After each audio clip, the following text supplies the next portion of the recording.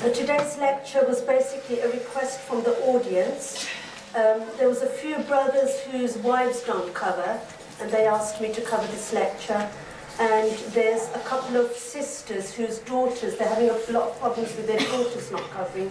So because of that, I'm going to do this lecture. I think that what's really important is that a lot of people, they don't follow what God has told them to do. So Allah subhanahu wa ta'ala has told us about hijab, but we don't always follow that. So because of that reason, what I'm doing is I am covering the science of attraction as well, including the history of makeup and dress, because that will actually make you understand and want to do it, even though you may not be that religious. Now, a lot of people think that hijab is just the covering that we wear on our head. It isn't actually just that. And did you know that hijab is actually a whole host of things, from clothing to the way we talk, to the way we walk, the way we conduct ourselves in public, socialize, the way we behave. And the literal meaning of hijab is actually to veil, to cover, or to screen. So there are so many ways that you can veil and cover and screen. And another thing a lot of brothers said to me when I did, when the poster came out was, oh, we don't need to come. Hijab isn't for us, hijab is only for women. But hijab is actually for men as well. So there is a hijab for men as well. And, but it's a lesser degree than for females, which you will understand in a minute when I go through the characteristics, the way Allah subhanahu wa ta'ala has made women and the way Allah subhanahu wa ta'ala has made men. So there is a hijab for men as well, but to a lesser degree. Especially, I would say, not just the clothing, but the aspects I mentioned earlier about the way we behave and socialize and so many other things that come into it. So let us look at the history of covering. If we go right down to Adam al-Islam's days, did you know that even at that point, the first thing that Shaitan did was strip Adam and Hawa of their clothing. So that nasty Shaitan, we did actually do this at the last lecture, then they both ate of that tree which Shaitan made them do, and so their private parts appeared to them, and they began to stick on themselves the leaves from paradise for their covering. That's in Quran chapter 20, verse 1 to 1. And in the Quran it says in Surah Al-Araf chapter 7, verse 27, O children of Adam, let not Shaitan tempt you as you removed your parents from paradise, stripping them of their clothing to show them their private parts. And then did you know that it was straight after that the hukum came out by Allah to cover. O children of Adam, indeed we have sent down to you a garment which covers your shame and provides protection and adornment. That's Surah Al-Araf, chapter 7, verse 36. And we know that it's Allah subhanahu wa ta'ala who created us, so it is He who knows our nature and what is best for us. He knows what is best because He's the one who's created us. Did you know that one of the first things that Adam al-Islam did when he came down to earth was he actually wove a hijab for his wife Hawa? Did you know that? Made out of sheep's wool. That's one of the first things he did when he came on earth, because that hukam was given to them at that point. Then we move on to the next way up our tree, and we look at Judaism. And did you know that in the Torah it clearly tells you to cover yourself, especially your hair?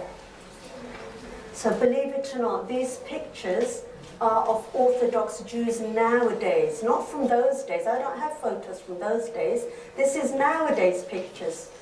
And these came out when Boris Johnson sent out that stuff about women in niqabs being like letterboxes. So this is when these, all of a sudden, all these pictures came out. So Jewish women are also required to cover their heads and dress modestly and only reveal their hair to their husbands. This is the exact way it says, hair is her crowning glory and pride, cover it. That's in 1 Corinthians, and that's 11 verse 15. And for if a woman does not cover her head, she might as well have her hair shaved. And this is more shameful, so then she should just cover her head. And that's again along in the same chapter, Corinthians verse 6. So basically it tells you that your hair is your crowning glory and you should cover it. And if you can't cover it, then make yourself look ugly and shave it. Okay? But that's worse. Shaving it, it shouldn't come to that. Why not just cover it? That's what it says. And then we go on to the next religion, which is Christianity. And when we look at Christianity, again, the same things are said in the Bible again, and it tells women to cover their hair exactly the same way as it tells you to cover your hair in the Quran. So here we are. Dressing modestly and head covering is encouraged and is a requirement from all the Abrahamic faiths. And these, believe it or not, are Greek Orthodox women. I'm going to tell you quite a lot of stories in this lecture. And one story I've got is I went on holiday to Crete and I walked into an Orthodox Christian church, and the Reverend came up to me and he said, "What religion are you?" And I said, "What do you mean?" I didn't really understand. So I said to him, "Well, I'm Muslim, of course. Can't you tell by the way I'm dressed?" Because obviously I had my hijab on. And he goes, "No, actually, I can't tell because everybody here dresses like you do." And I turned around and I nearly had a heart attack. There were 3 ladies behind me. Believe it or not, they were wearing long black jilbabs to the floor and a black hijab. And there I was wearing a bright hijab and my gypsy skirt. And so no wonder he had asked me, "What religion are you?" Because he must have thought, where on earth did she suddenly come out from? And that's when I realised, I couldn't believe it. I actually did get very emotional at that point. We look at nuns. How are nuns dressed? Look at the traditional nuns, not nuns of nowadays. They've changed they've changed things that are in the Bible. They don't look at the Bible literally anymore. But the olden days nuns, long black loose dresses, head covered. Look at Mother Teresa, such a lovely person there, very pious. She became a saint recently because even by the Christians, she's a very, very pious lady. And we must not forget the role model for us Muslim women is Mother Mary, Isa's mum. Look at the way she's dressed. Have you ever seen her without a headscarf on? Ever? With her hair showing? And here are some pictures of some modern day nuns within Catholicism. So as you can see, they're wearing black again and a very bland colour like grey. And it tells you in the Bible, "But every woman that prayeth or professeth with her head uncovered dishonoureth her head, for that is even all one as if she was shaven. For if the woman be not covered, let her also be shorn. But if it be a shame for a woman to be shorn or shaven, let her be covered." Again, the same message again in the Bible. And then here are some Orthodox Christian girls. I used this picture in a quiz recently, and everybody thought those girls were Muslim because I took out the word Christian. And then there was a big heart attack from the Christian people there. They thought, really? Is that really Christian girls? Yes, that's really Christian girls in Eastern Europe where Orthodox Christianity is quite strong, and they do everything that's in the Bible. These are girls celebrating Easter in Russia. So contrary to popular misconception, hijab did not emerge with Islam, but it is the continuation of a custom long observed by Jews, Christians, and even people before them as well. So here it is. This is someone pointing their finger at 2 people who look like Muslims, uncivilized Muslims wearing like Dark Ages. And then they turn around, and it's actually the Pope.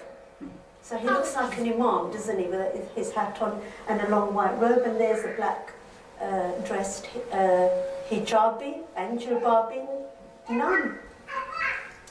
So a nun can be covered from head to toe in order to devote herself to God, but then if a Muslim girl does the same, why is she then all oppressed?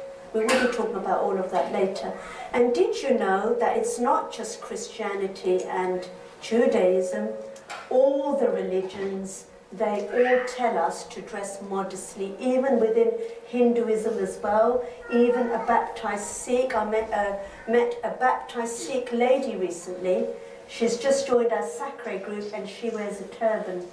And all of these religions, I'm not going to go through all of them, but there's an idea for you all. Okay? Now we're going to go up our tree to the very top, the best religion going, the latest religion, the most updated religion, the jigsaw to the final puzzle. Okay? And that jigsaw is, Alhamdulillah, Islam.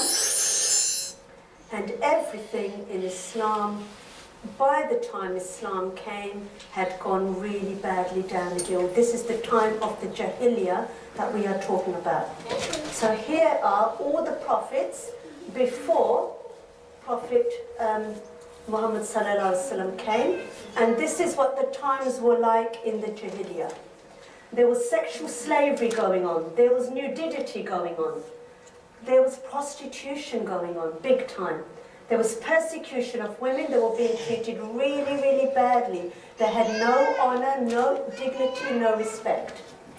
There was circulating going around the Kaaba in stark nakedness. This is something I mentioned in the Hajj, when we did the history of Hajj lecture. There were people showing their private parts, going around the Kaaba, saying that we were sent like this. Allah made us naked, and we're going to go around nakedness to worship Allah. There was fornication, was rife. Fornication, for some of you, is any relationship outside of marriage, before marriage, dating and that kind of stuff. There was polygamy, was rife. Basically, the men were very, very sex hungry, and they wanted hundreds and hundreds of wives to satisfy their sexual desires. The slaves were actually mistresses. Remember when we did the marriages of the Prophet lecture, we actually talked about where slaves are not allowed to be your mistresses, you have to marry them. Remember? To give them a status. And did you know any prisoners of any wars, they automatically became prostitutes. The men grabbed them and used them for sex. So the situation actually was really, really bad. So when Islam came, Prophet Muhammad sallallahu alaihi wasallam himself preached, plus the Quran, told us to again reinforce all the laws of modesty, which were already there before. And that then results in respect and dignity, importance of maintaining honor, which results in the importance of maintaining honor and preserves our morals in society. All of that.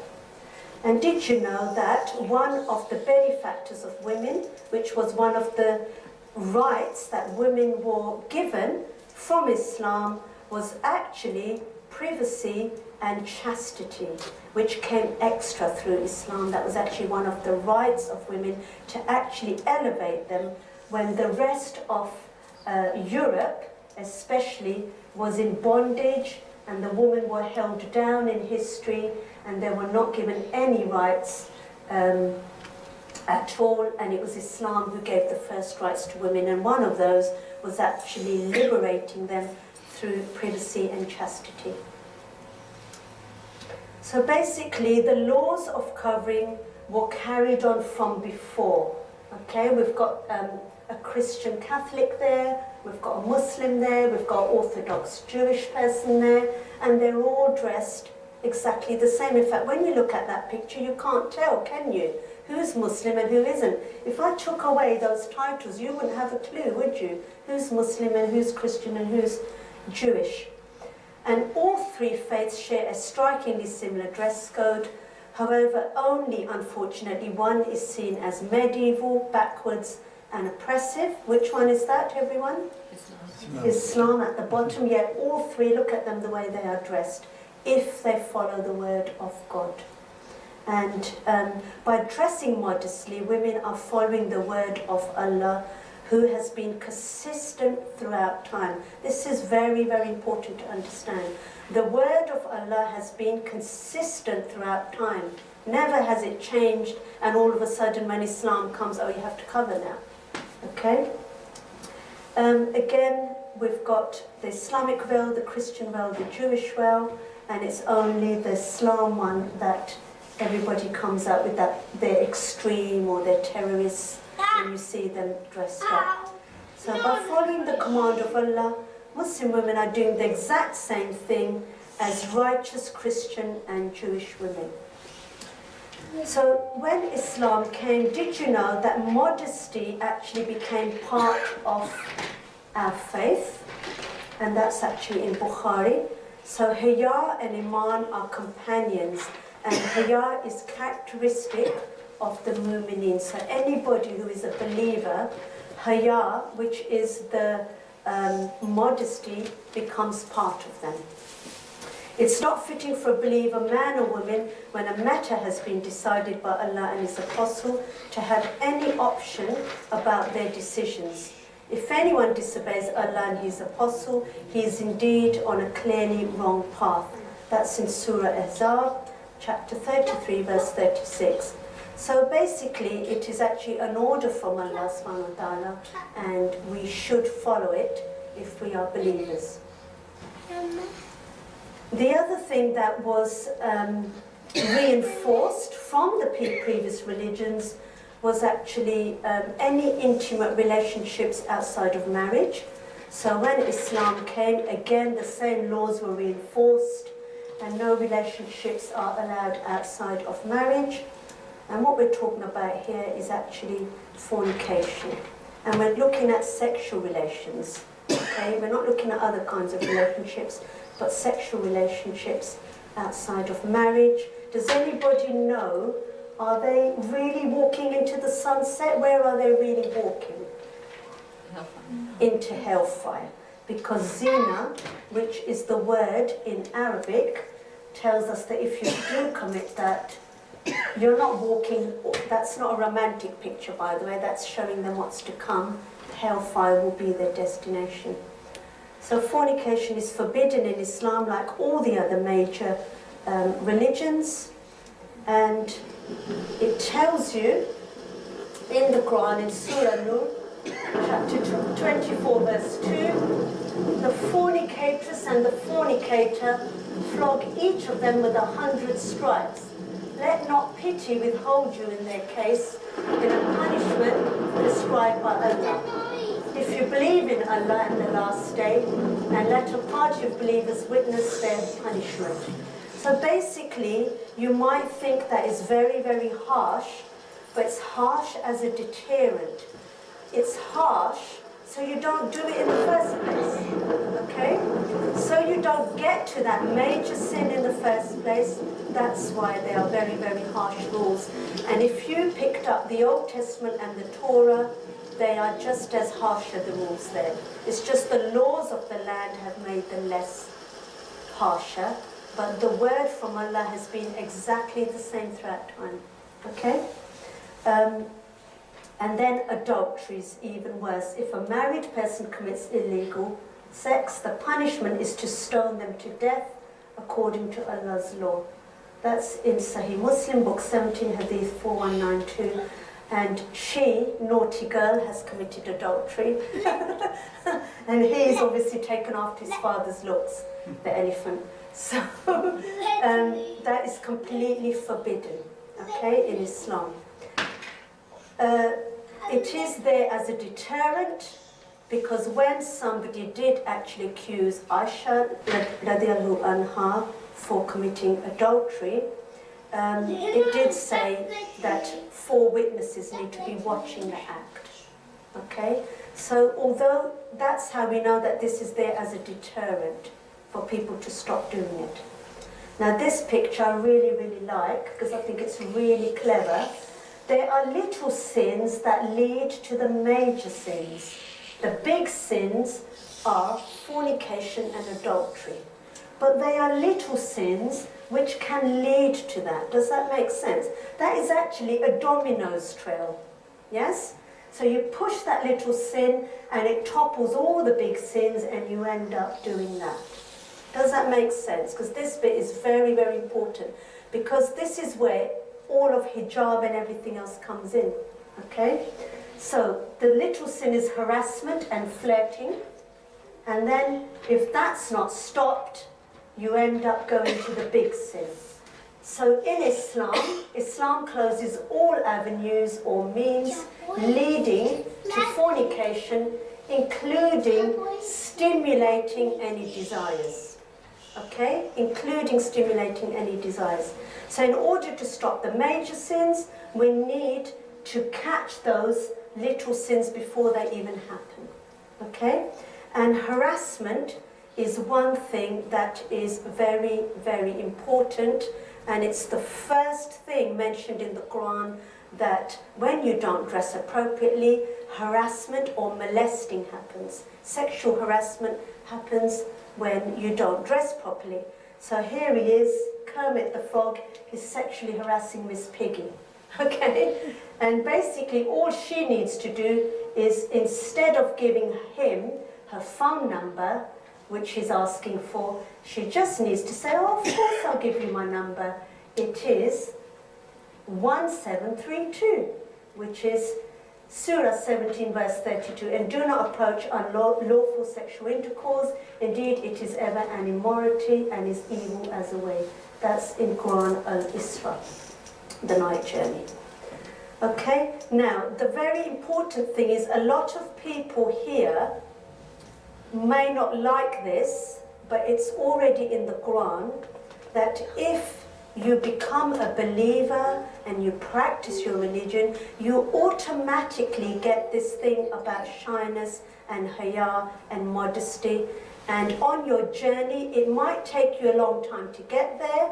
We're all humans. I have been through that journey myself. I will talk about my stories during this lecture. The end result will be you will want to cover yourself. Okay? So Iman and Haya have a very strong relationship. Okay? But for the purpose of me talking also about the sexual attraction, that helps non-Muslims understand, or it helps people who are not covering and are not that much into religion. Okay? So we're looking at this. The further away you are from Allah, the more likely you are to sin. There is a gap here, okay? And we need to try and fill that gap before the harassment takes place, which then leads to the larger sins of fornication and adultery. Does that make sense? Yes? Could I just ask, is it actually a major sin to not wear hijab? We are going to cover that in a minute. You're jumping. Okay. Okay? All of that is yet to come. Okay? Now, before we look at basically what Allah has commanded us, we have to look at the way Allah made men and the way Allah made ladies. Allah made us different. We are different. Okay? Men are from Mars and women are from Venus. Who's read this book? A lot of people. It came out actually in the late 80s. And I remember reading it before I got married, because I thought I need to find out, because he was different to me. So this is very important. It tells you the way the brain is different. Allah subhanahu wa ta'ala has made us different. We are equal in different ways. Okay? So I don't want men to get offended by what I'm going to tell you now, because it is true. I've got facts to prove it. Okay, so this is the men. Okay? Men's sexual drives are 10 times more than women. And do you know why that is? What's the hormone in men? Testosterone. Okay? Some men have even got more than 10 times. Okay? This is why polygamy is allowed. Did you know that? That is something that I will keep for my marriage lecture. So they have more testosterone naturally in them through Allah, and because of that they have a bigger sex drive. Also, they get attracted very quickly visually, very, very quickly. They like visuals. They like looking at things, okay? They like looking at lovely, pretty things. That's the way that Allah subhanahu wa ta'ala has made them. They are on the lookout all the time, no matter what age you are, okay, to mate and create children. Why were we created? To procreate. Yes? We are created to procreate, to make children. So men are always on the lookout to mate and have children. And because they have more testosterone in their bodies, they think of sexual relationships more, much more than women. And they're into it a lot more. Okay, we know that from married couples, wives always have a headache. Okay, they don't want to do anything, and men, no matter every day, you know, they still, you know, because it's the way they're made. Okay, I hope I haven't offended you all, but that is the way it is, and this is scientifically researched, and it's all from Allah subhanahu wa ta'ala, for a reason, okay, which you'll find out in a minute.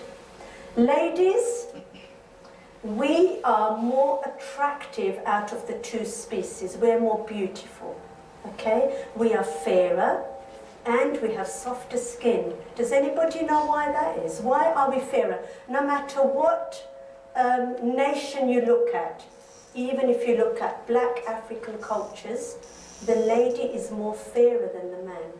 Who knows why this is? It's a hormone, isn't it? Okay, it could be.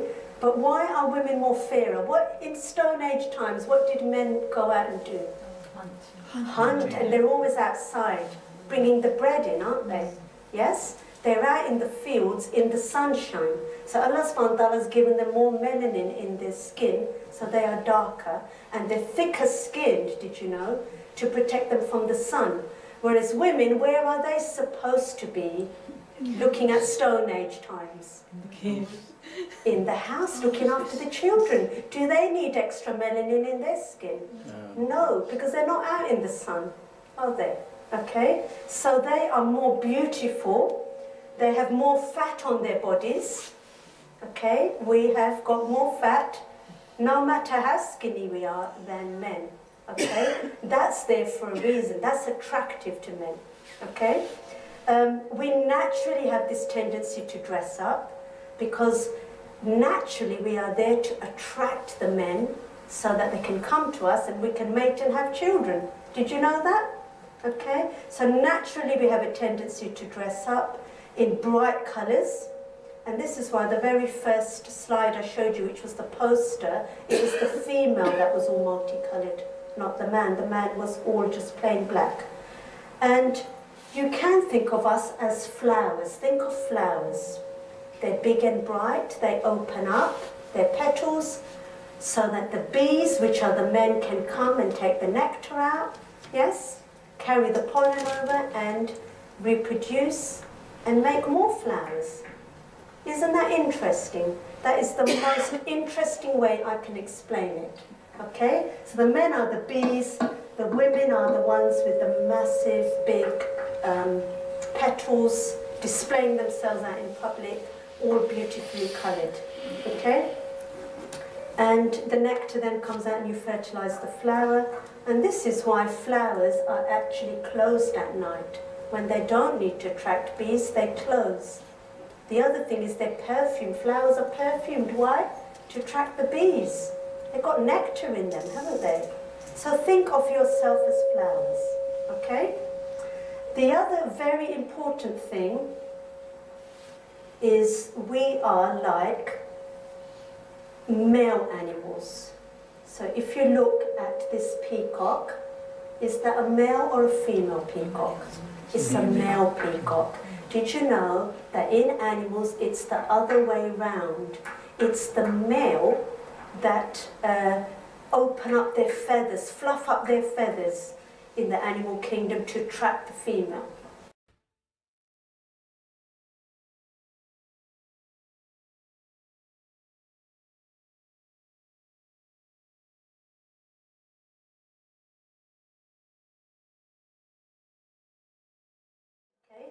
But it's the other way round. So we are the ones to attract, fluff up our feathers, be colourful, multicolored birds, and do all the other behaviour mechanisms to attract the men. We will look at behaviour mechanisms later, girls. And you two know what I'm talking about because you do this often. Let's carry on. So did you know that the first thing, because of men and they get attracted visually, okay, the very first order from Allah subhanahu wa ta'ala is actually to the men. So if a woman passes in front of you, lower your eyes until she has passed by. That is Malik. And say to the believing men that they should lower their gaze. And Allah is well acquainted with all that they do. That is in Quran Surah Nur, Light, chapter 24, verse 30. So there he goes, come on bro, lower your gaze, he's saying. Okay?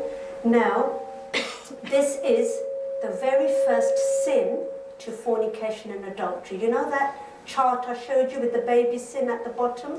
You knock that domino and it gets to the big sin. This is the very first step to adultery. Who's heard of eyeing up? He's eyeing her up. This is where the phrase comes from. Another very important thing is that men have tunnel vision. Why do they have tunnel vision? Do you know? This is science. Think of Stone Age times again. Why do they need tunnel vision? You have to focus on your To focus when you hunt the animal. So you have tunnel vision. So when they look at a woman, they look up and down. This is what we mean by eyeing up. Whereas women, they have peripheral vision, and it's not so. Women do, by the way, eye up men as well. So men need to know this when I look at hijab for men. We do eye up men as well, but it's less noticeable because we've got peripheral vision and we can look from the corner of our eye. Whereas men have to face us and look up and down. Modesty is lowering your gaze. It says in the hadith, the eye is the mirror of the heart. If a person lowers his gaze, the heart will lower his desires and whims. But if a person looks, the desire in his heart will be provoked. Ibn al-Qayyum is the hadith. Now, does anybody know why that is? Why does that actually happen? The eye is the mirror of the heart. If a person lowers his gaze, the heart will lower his desires and whims. There is actually a chemical. It's called phenylethylamine, and it functions as a neurotransmitter in the human central nervous system. So when a man sees a woman who is attractive, they can't help it. That goes into play straight away. The eye contact is a powerful stimulator of love and affection. When you look directly in their eyes, their body produces this chemical, and that makes the person fall in love. You must have heard of that phrase, love at first sight. Yes? This is what that means, love at first sight. And they are more stimulated visually, so they're more likely that this is going to happen. This is why Allah subhanahu wa ta'ala has told men to lower their gaze. Okay? And even within women, then the next hukum then says to the women, say to the believing women that they should lower their gaze and guard their modesty. So first it's lower gaze, then guard their modesty. That's again in the same chapter, Surah Nur, Light, chapter 24, verse 31. And did you know that the other thing that happens when you lock eyes with somebody who you like is that your pupils get really big? Does anybody know why that is? Why do your pupils get really big? It's emotion. Because it's No. attractive, like babies have eyes that are really big. And Yep, babies have eyes that are really big, but there's something else. The pupils get really big to let in more light, so you can see the person better, and your eyes get bigger so you can see the person The better. chemical reaction in the brain. Yes. This. Yes, there's a reaction in the brain that makes the pupils wider. It's all like a chemical reaction. And this is why, did you know, in restaurants, the lighting is normally dimmed. Did you know? So that your pupils can get bigger when you're on dating trips in the restaurant. then you end up falling in love because your pupils get really big and wide and you look like a baby, and then the man likes you.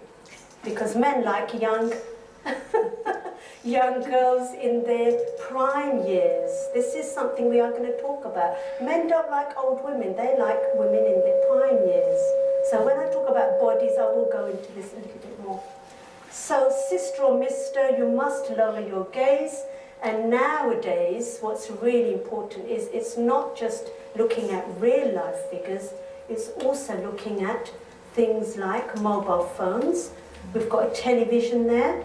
You might see somebody on the news. You need to lower your gaze, switch the channel like your parents used to. You know, when your parents used to change the channel when you're watching something bad. Even in newspapers, I'm hoping nobody here reads The Sun. And Google as well. Google Images, anything could come up. So you scroll away, okay? It is not just looking at something in real life.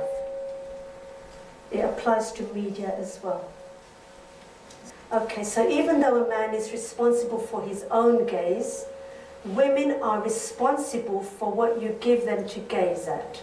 And this is where the next part comes in of the modesty. So a Muslim woman must dress in a way that is modest and dignified. And handsome is the brother who lowers his gaze, and most beautiful is the sister who keeps her modesty. And we already discussed the earlier slides. We said that hair is her crowning glory, didn't we? When we looked at Christianity and Judaism, we said that a woman's hair is her crowning glory. So that is what needs to be covered. Who's heard of the phrase, let your hair down? What do you do when you let your hair down? You go out partying where? In the clubs to attract the men. That's what that means, doesn't it? Look at the history of that phrase. Come on, let your hair down. It means let your hair down and go out partying and attract the men. This is where the phrase comes from. And in the previous religions it says hair is your crowning glory. So this is what we meant about let your hair down when partying, because hair is attractive. And why do Muslim women have to wear hijab? Because their beauty is for their husband, not for mankind. Okay? And you can look at a hijab like this as well. We were talking about bees earlier. Which lollipop would you rather have? Any brothers here? Which lollipop would you have? The one that's wrapped up and covered, away from the bees, or the one that's got bees getting nectar out of it? The covered one. There you go. Okay? Because that's had other men looking at it, isn't it? Okay? That one there has been protected. So it says you cannot avoid them, but you can protect yourself. Your Creator knows better your good wellness. So like I said before about this, that Allah subhanahu wa ta'ala has created us. He knows what is best for us, what is best for our mechanism. He's the one who knows what is best for us. A rose protects itself by thorns, and a Muslim woman protects her beauty by hijab. So you can be a beautiful flower, but the thorns are there for its protection. Hijab does not degrade a woman, but uplifts a woman and protects her modesty and chastity. That's exactly what we said when the right of women came in Islam. The hijab makes the statement that a Muslim woman is not available and not interested in any advances. And that is exactly what it does. You know, when I first started covering, before I started covering, there was a meat man. Some of you might have heard this story before. I used to go to the butcher's to get my halal, and I thought it was tayyib, but it wasn't. And the butcher there used to eye me up. He used to try and chat me up. He'd try and touch my hand as he was giving me the meat bag. And this is real life. This is not a joke. This really did happen with me. And then slowly, I started wearing the hijab. I went back to the same shop, went back to the same butcher's, and the man behind the counter, it was the same man, he did not recognize me, and he said, "Sister." And all of a sudden I thought, oh my God, what's happened to him? He's called me sister. And I thought of nuns. Oh my God, that's what men say to nuns, isn't it? Sister. So it does work, because basically it puts a block there completely, gives men the right messages that she's not that type of woman. If you look at nuns, is a reverend going to chat up a nun? Straight away it creates a certain aura around your body where there's a boundary, then you know you're not to overstep the mark straight away, visually, which is what men need. Because what did I say earlier on? They like their visuals. So here is dressing modesty actually allows interactions between men and women to be more safe. So here is the story of Rapunzel. He's coming down, her hair's not there. You know, he used to come and use her hair to come and meet her. Do you remember? Well, he can't do that now. She's covered her hair, so that relationship has gone. It's dissolved. So you can't let your hair down, and dressing modesty allows interactions to be more safe between men and women. Modesty is the crown of a Muslimah, and hijab forces a man to look at a woman with respect rather than as an object. And basically it covers her beauty so she may not be molested, and preserves her dignity as an individual, and the relationship then can be based on what's inside and nothing else. And she is actually, is she oppressed or free, do you think, now, wearing that hijab? She's free. Does that make sense? Good. And you know, when we get married, they always say marry somebody religious. This is according to what the Prophet said, didn't he? He said that you can marry for beauty, or you can marry for, you know, status of family and richness as well. But the one who marries for piety is the one who will prosper.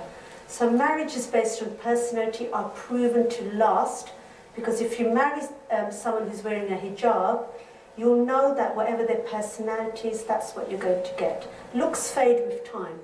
Men get fatter, they get bolder, their teeth fall out. Women the same, wrinkly skin. Okay, they get fat as well, grey hair. They're not attractive anymore. But does your personality change?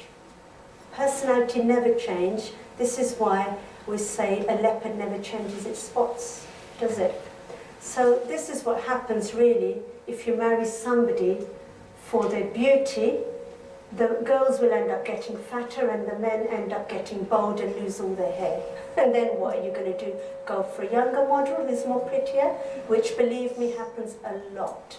And I have seen men who marry their wives for their beauty, their wife gets old and naggy, and then they go off with someone else who's better looking. So hijab is not about oppression but freedom from evil eyes. And did you know that in countries where, so let's get rid of that prison, it's actually made her more freer. In countries where the proper Islamic code of conduct is followed, there's minimal rape, adultery and fornication rate is very much lower. And did you know that other problems which lead from these sins, like high divorce rates, teenage pregnancies, abortions, sexually transmitted diseases like AIDS, broken families, social and emotional problems in children, they're all much lower due to broken family structure and all of that kind of stuff. If you look at that, that is actually becoming rife in this country, especially working as a teacher. I see it all the time, where there's just so many people who are marrying out of wedlock or not marrying for the right reasons, men in and out of the house, different children by different men. We see it all as teachers. It's really, really sad. So in Islam, women are considered oppressed when pressurized to be slim and beautiful, as the press portrays. Women's bodies are abused when exploited by men to satisfy their sexual desires and used as sex objects on advertising, and pornography is rife out there as well. Men want to see women half naked. By covering, Muslim women are actually doing what they want to do, not what men want. Allah raises your dignity through the hijab. When a strange man looks at you, he respects you because he sees that you respect yourself. And hijab is actually your crown. Hijab is not a piece of cloth on your head, it's a way of life.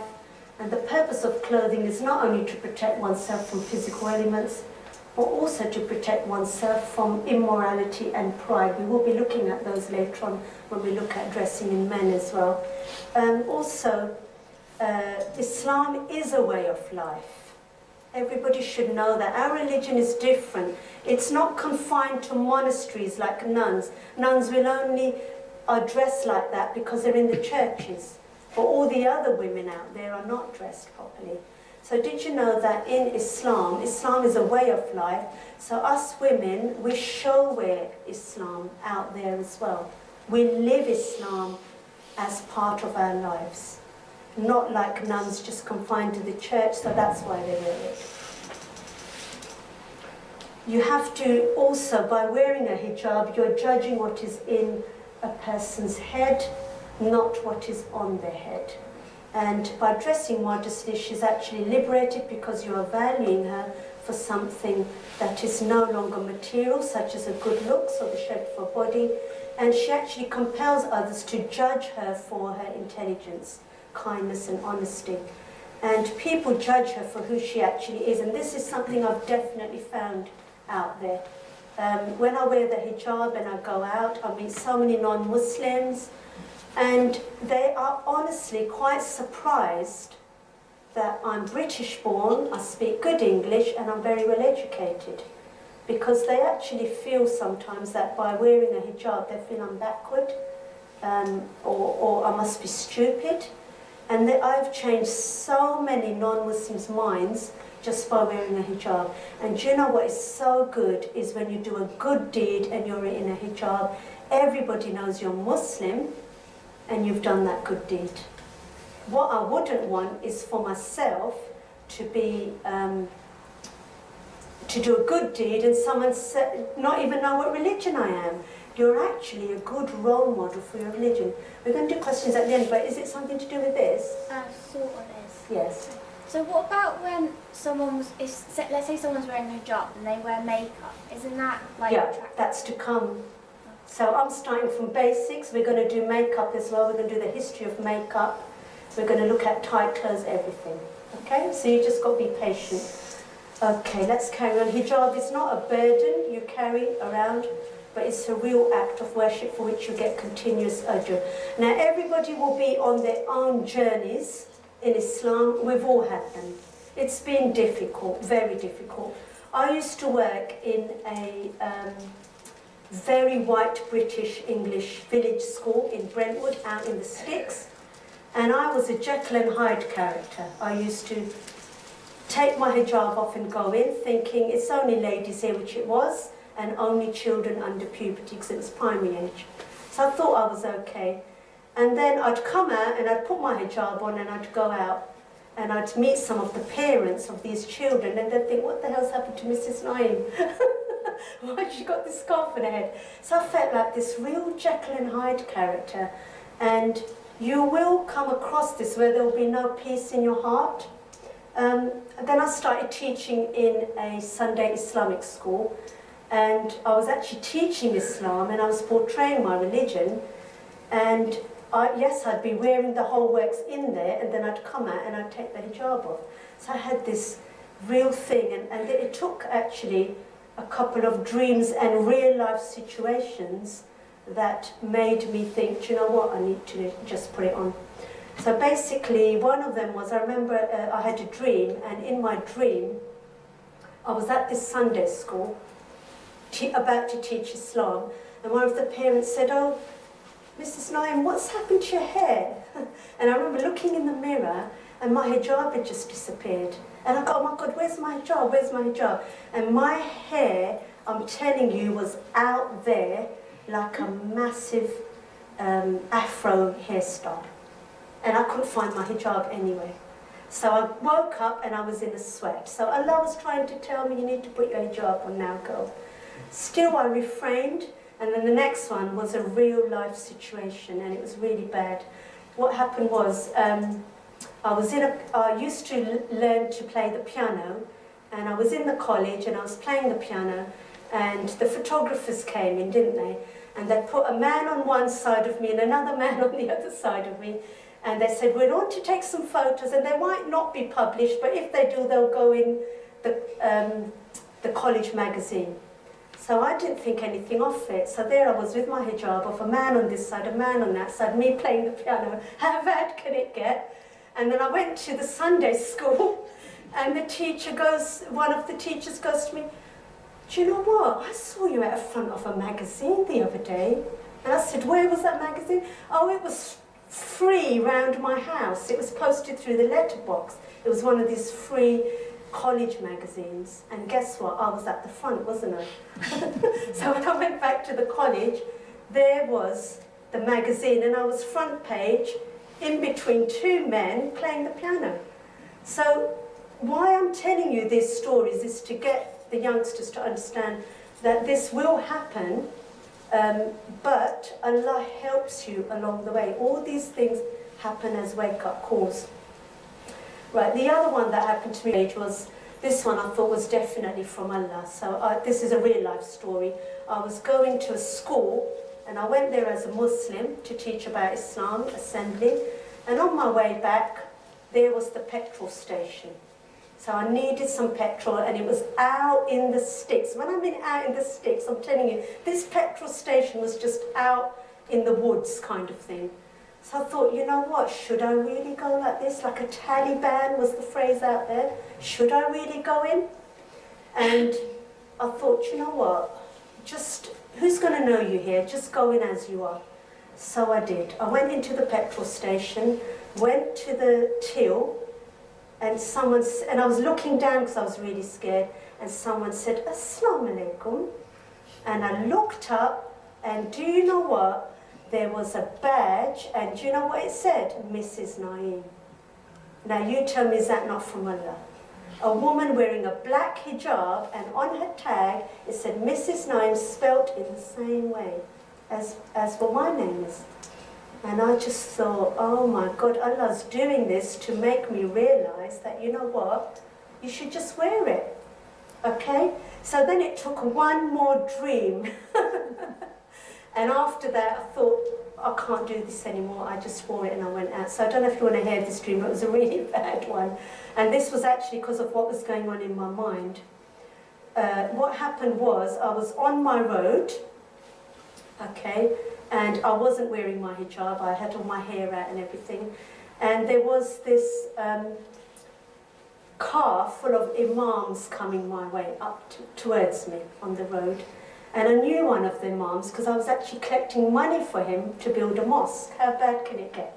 Okay, and he was coming towards me, and I saw the car, and I thought, whoops, I better hide. So I hid behind this massive tree, and the car went, and I thought, phew, the car's gone. I can now come out of this tree. So I came out of the tree, and what happened was that car had gone round the block and come round again. So the car came round again, and I looked around for the tree, and the tree went missing. Obviously, this is a nightmare. No tree to be found anywhere. And the car stopped, and the window opened, and the mom said, "Excuse me, are you a prostitute?" Astaghfirullah. Now, do you know where that comes from? Because when the hukum of hijab came in Islam, it was only the prostitutes that didn't cover. Everybody else, they tore parts of their dresses and they started covering their necks and everything. And it was only the prostitutes that were left uncovered. So that is where that dream came from. And then I woke up sweating away, and I thought, that's it, I'm not doing this anymore. And that is when I wore my hijab and I never took it off again. So that is just some stories really for some of the sisters who are here today who may not be wearing one. And then the meat shop man came later when I went, and all of a sudden he called me sister. And ever since, I have never come across anything bad, ever. In fact, I've always been a very good role model for my religion, wearing what I do. Okay, now let's look at the criteria of wearing hijab. Can we wear a hat? Now, at first, you might want to wear a hat. You can wear a woolly hat when you go out. But why is a hat not appropriate?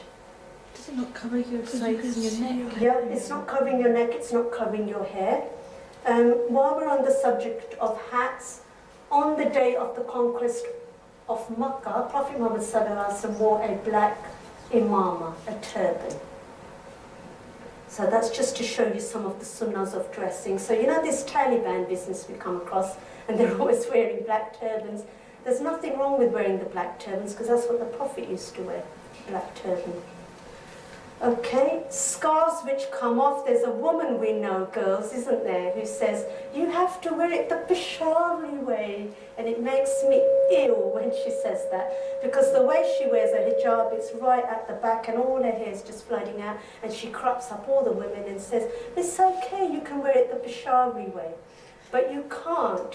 What's the point of wearing a hijab like that when you can still see your hair and you can still see all the neck?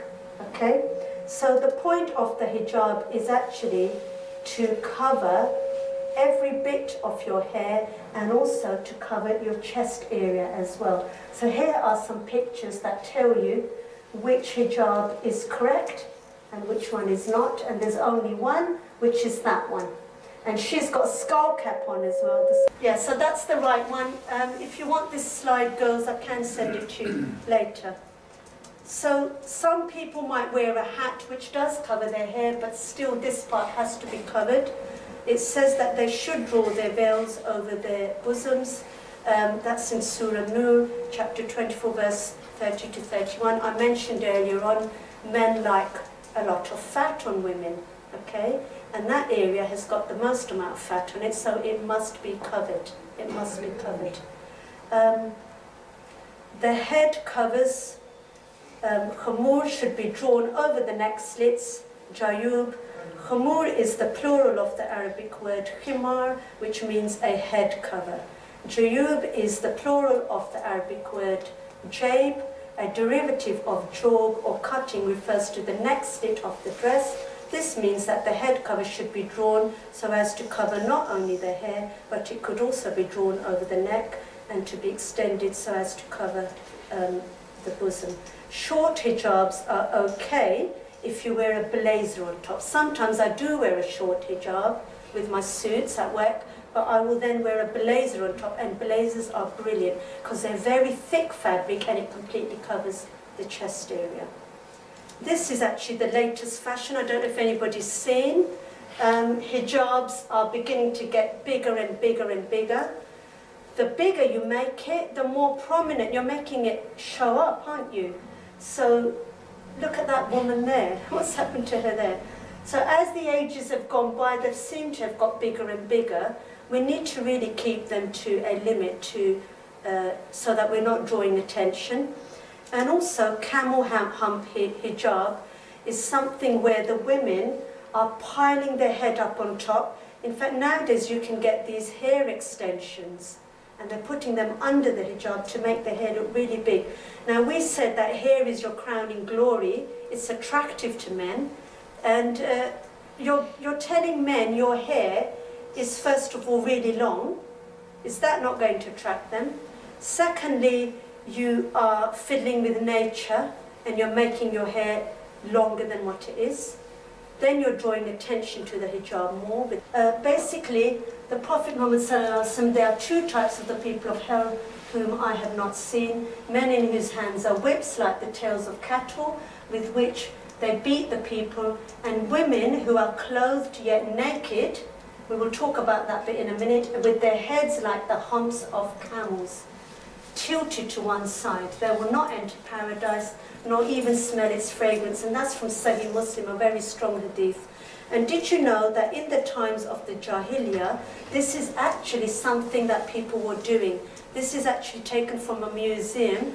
The women around the Middle East and Greece area were piling their heads up really, really high to attract the men. The longer your hair is, the more attracted men are to you. And this actually comes up to your question earlier. This is not hijab.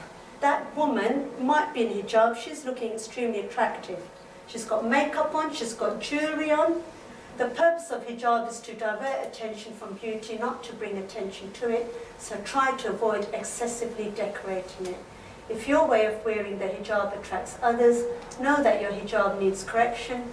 Keep your hijab as simple as possible. And in the Quran, in Surah Nur, it says that they should not display their beauty and ornaments except what must ordinarily appear thereof. And by ornaments, we mean two things. One is their body curves, and the other thing is jewelry and things like that. But we will cover jewelry soon, because at the moment I'm just doing hijab. Another thing a lot of people are doing is having massive brooches, huge ones here. That's actually attracting men to look at your face more, isn't it?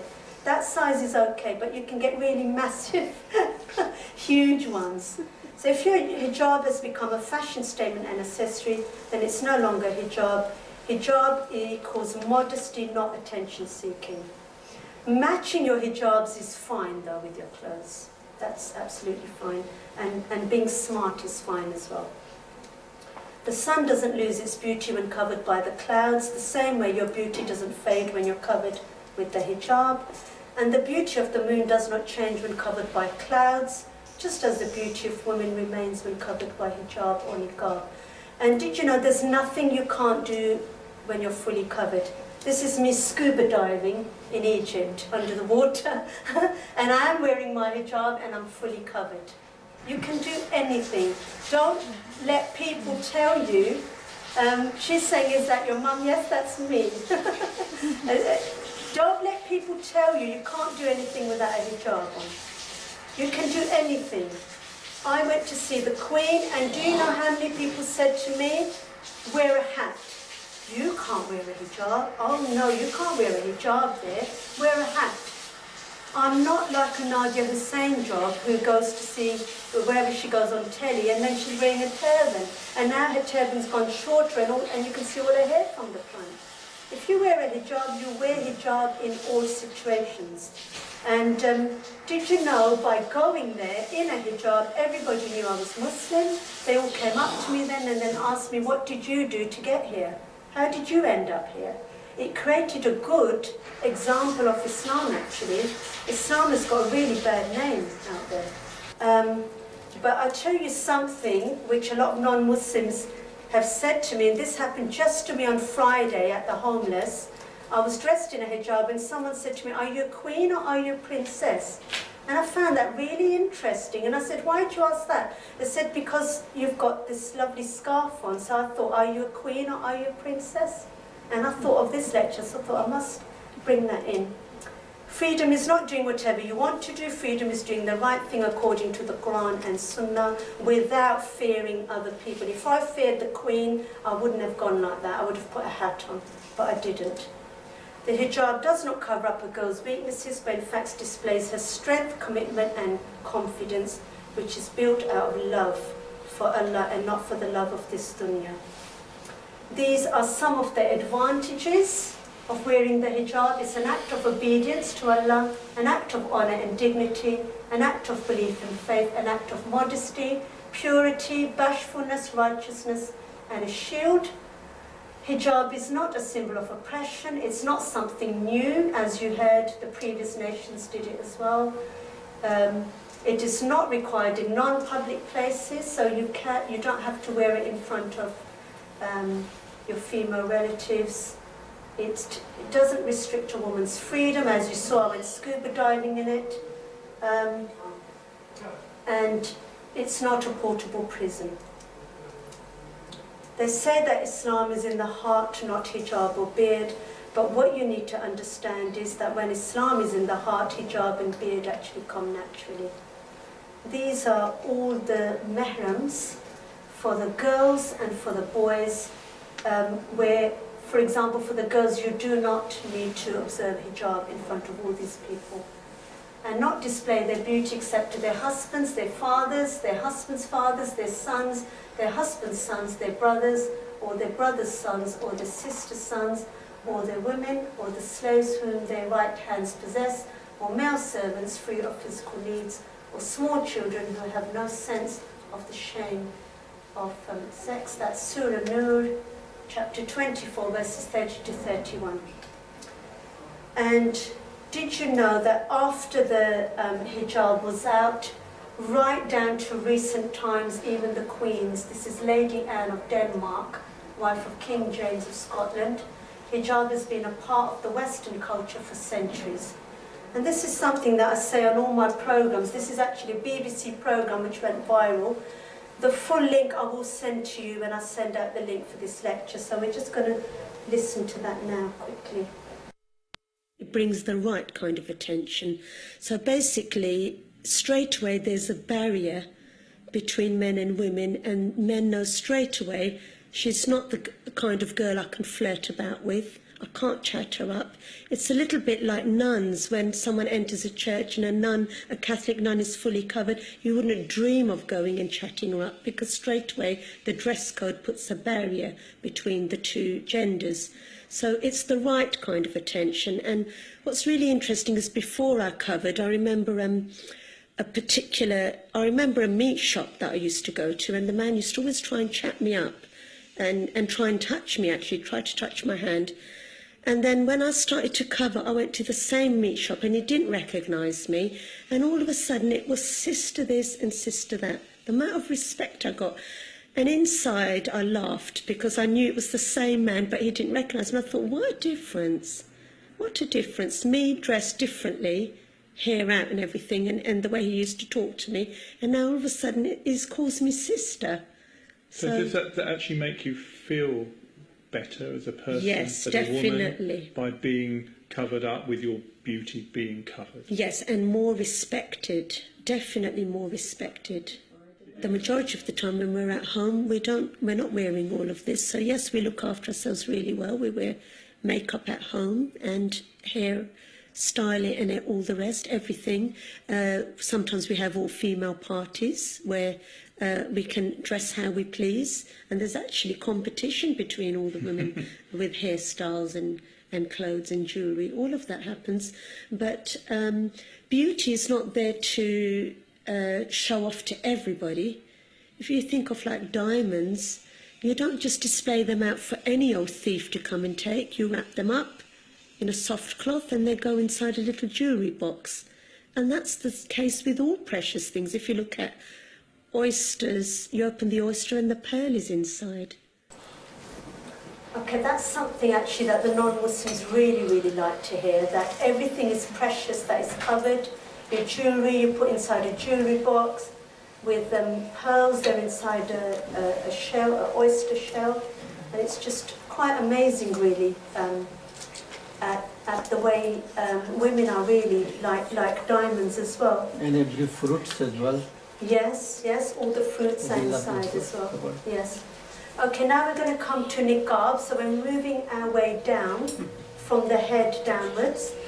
And basically, it's this phrase that a lot of people who wear niqabs look at. O Prophet, tell your wives and your daughters and the women of the believers to draw their cloaks, veils over their bodies when outdoors. That is most convenient, that they could be known as decent and chaste women and not molested. That's again Surah Azab, chapter 33, verse 59. So basically, to stop harassment and things, if you think about it, a woman's face is still beautiful and can still be attractive to men. So what men, to completely block that sin completely, a lot of women then choose to wear a niqab as well. And basically, you know, if you look at the Arabic language in that sentence, some people will interpret some of the words to mean cast down, come down. So that means you bring it down, okay, over your faces as well. So this is actually a real-life picture of ladies within a museum. And this is a very early niqab worn in the Arabic region. So, O Prophet, tell your wives and your daughters and the women of the believers to cast down over themselves their outer garments. You know, Yusuf al-Islam, he was actually very, very handsome. And did you know that he also covered part of his face with his cloak as well, because he was very, very handsome.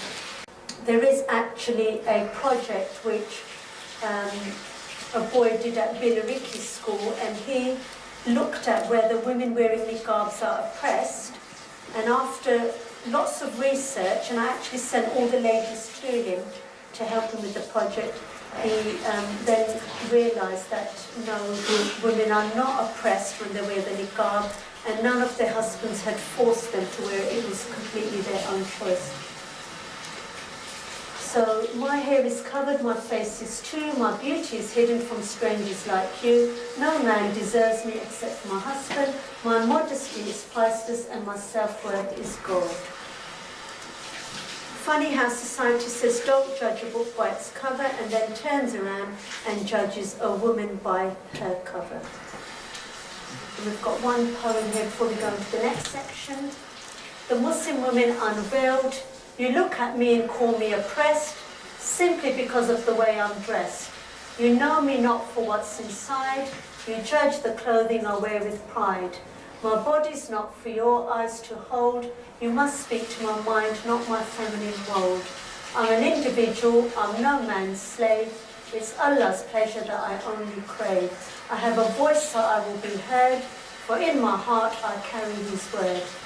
Oh you girl, wrap close your cloak, so you won't be bothered by ignorant folk. Man doesn't tell me to dress this way, it's a law from God that I obey. Oppressed is something I'm truly not, for liberation is what I've got. It was given to me many centuries ago, with the right to prosper, the right to grow. I can climb mountains across the seas, expand my mind in all degrees. For Allah himself gave us liberty when he sent Allah to you and me. Good, isn't it? Okay. And niqab, believe it or not, has been around even with the other cultures. This is actually 1916 in Vienna, Austria, and the king with his wife, which is the queen, is entirely covered, and he presents her to the nation, and he presents her wearing a full niqab so that nobody can see her face. This practice was originally started with Prophet Muhammad ﷺ 1400 years ago, and was Allah's command to protect the dignity of women. Every Muslim woman is considered as a queen in Islam. So did you know that Prophet Muhammad ﷺ, with his wives, because there were extra special believing women, were ordered to completely cover their faces as well. They were also not allowed to marry other men either. And did you know that this picture is of the Queen? There's the Queen on the left wearing a niqab, and there's the Queen Mother, and then the Queen's grandmother. All three of them are wearing a niqab. Some people say that times have changed, and that was the dress of that age. But if you think about it, who makes the world modern? Who actually makes the world modern? Who changes the world? People. Who makes us change the world, though? No, media, but who's even controlling that? The men. Shaitan. Shaitan is the one. It's Shaitan's mission to make people naked. He made Adam and Eve naked.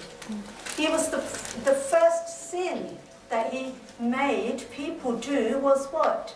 Make them naked, didn't he?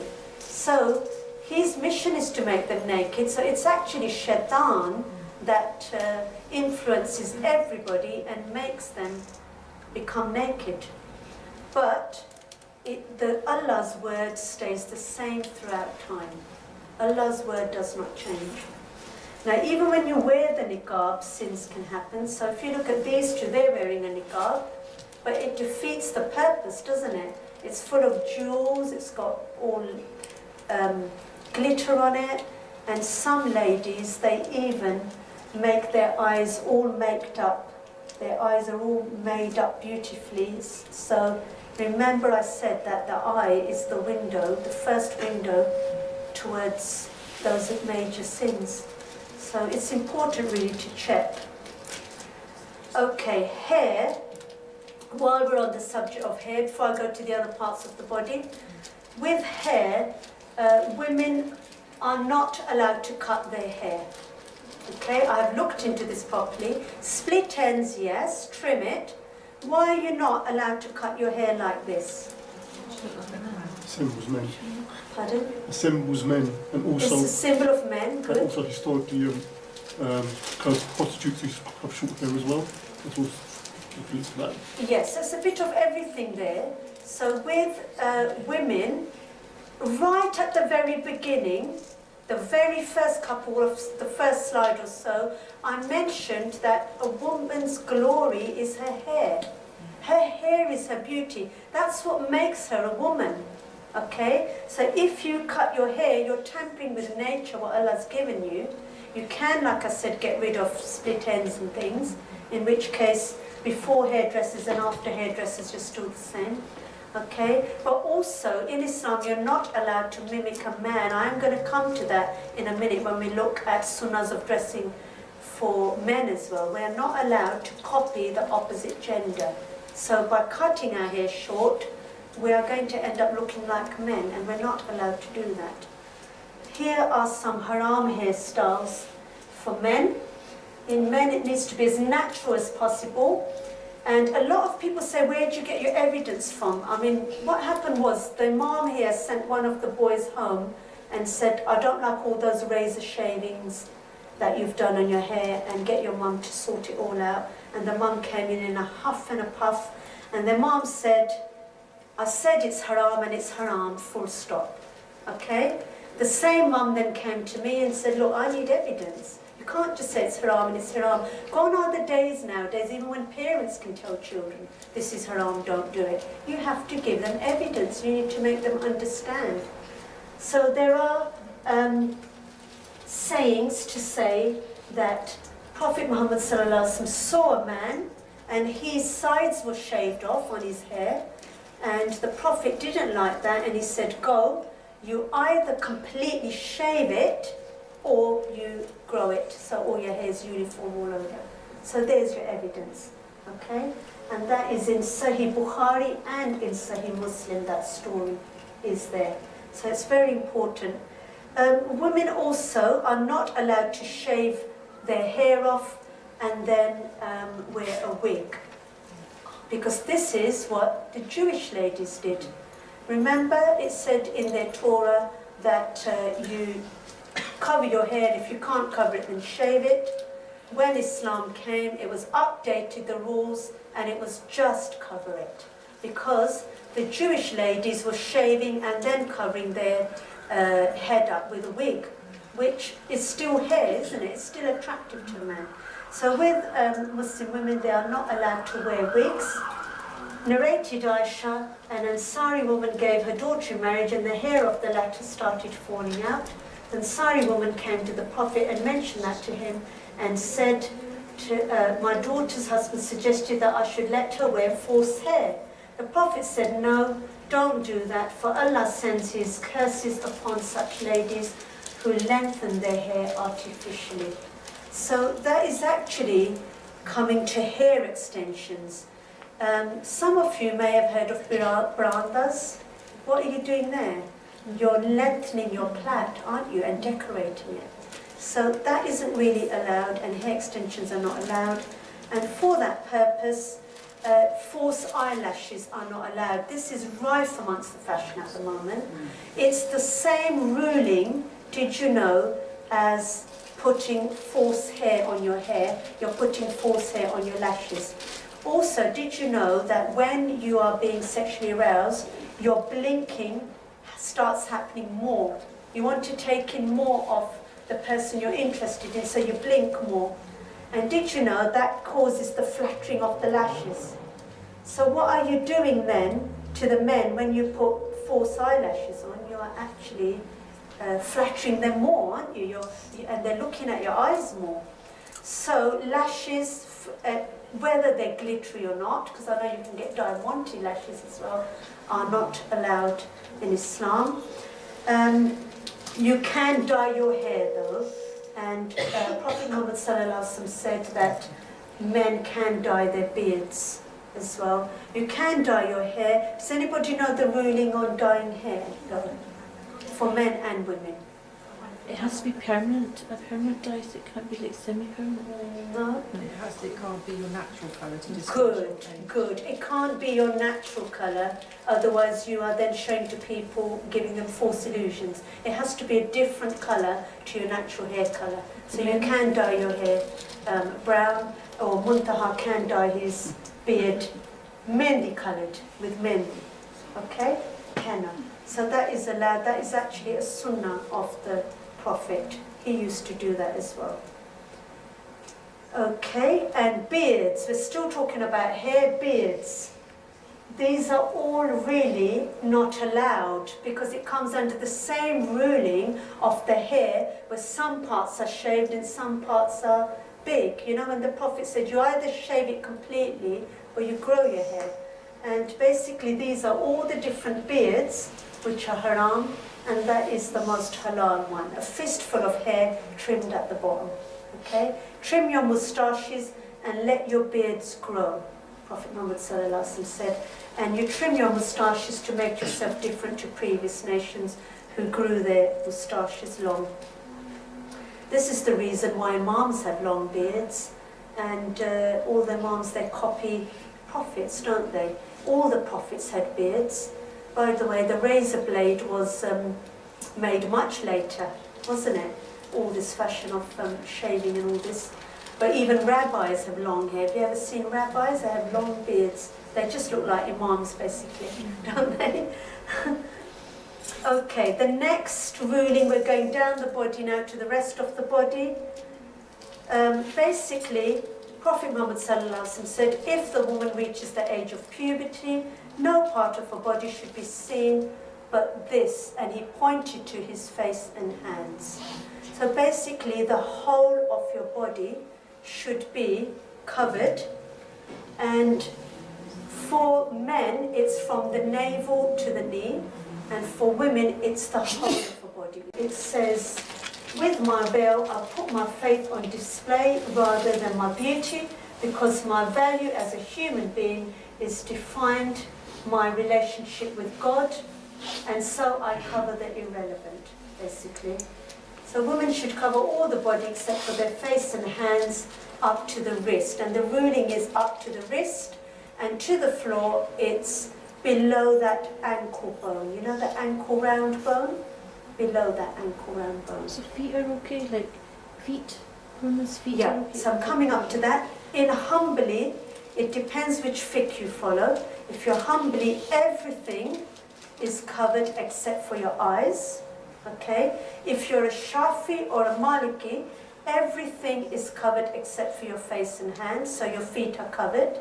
If you're a Hanafi, which is the Bangladeshi, Pakistani area, then everything is covered except for your face, hands and feet. This is where you get the different rulings, really, with the feet. Okay, and basically your hijab should be, jilbab should be as long as possible and should cover up to your feet. O Prophet, tell your wives, your daughters and the wives of the believers that they should lengthen their garments. Thus they will be recognized as righteous women and avoid being insulted.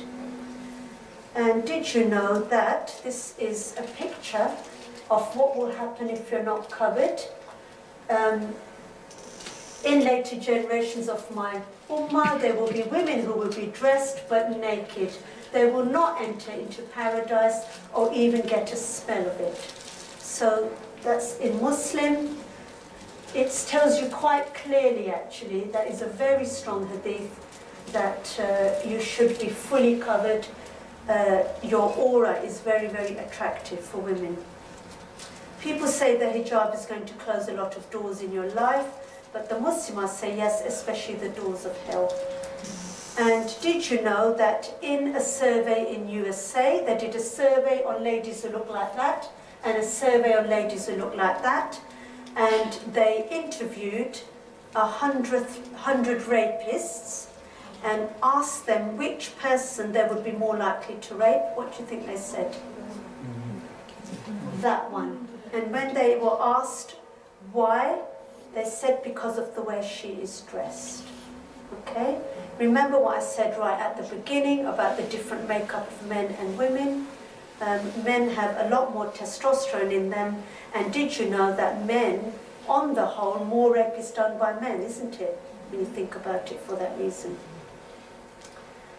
I'm not here to be on display. My body is not for public consumption. I will not be reduced to an object. I'm a soul, a mind, a servant of Allah subhanahu wa ta'ala.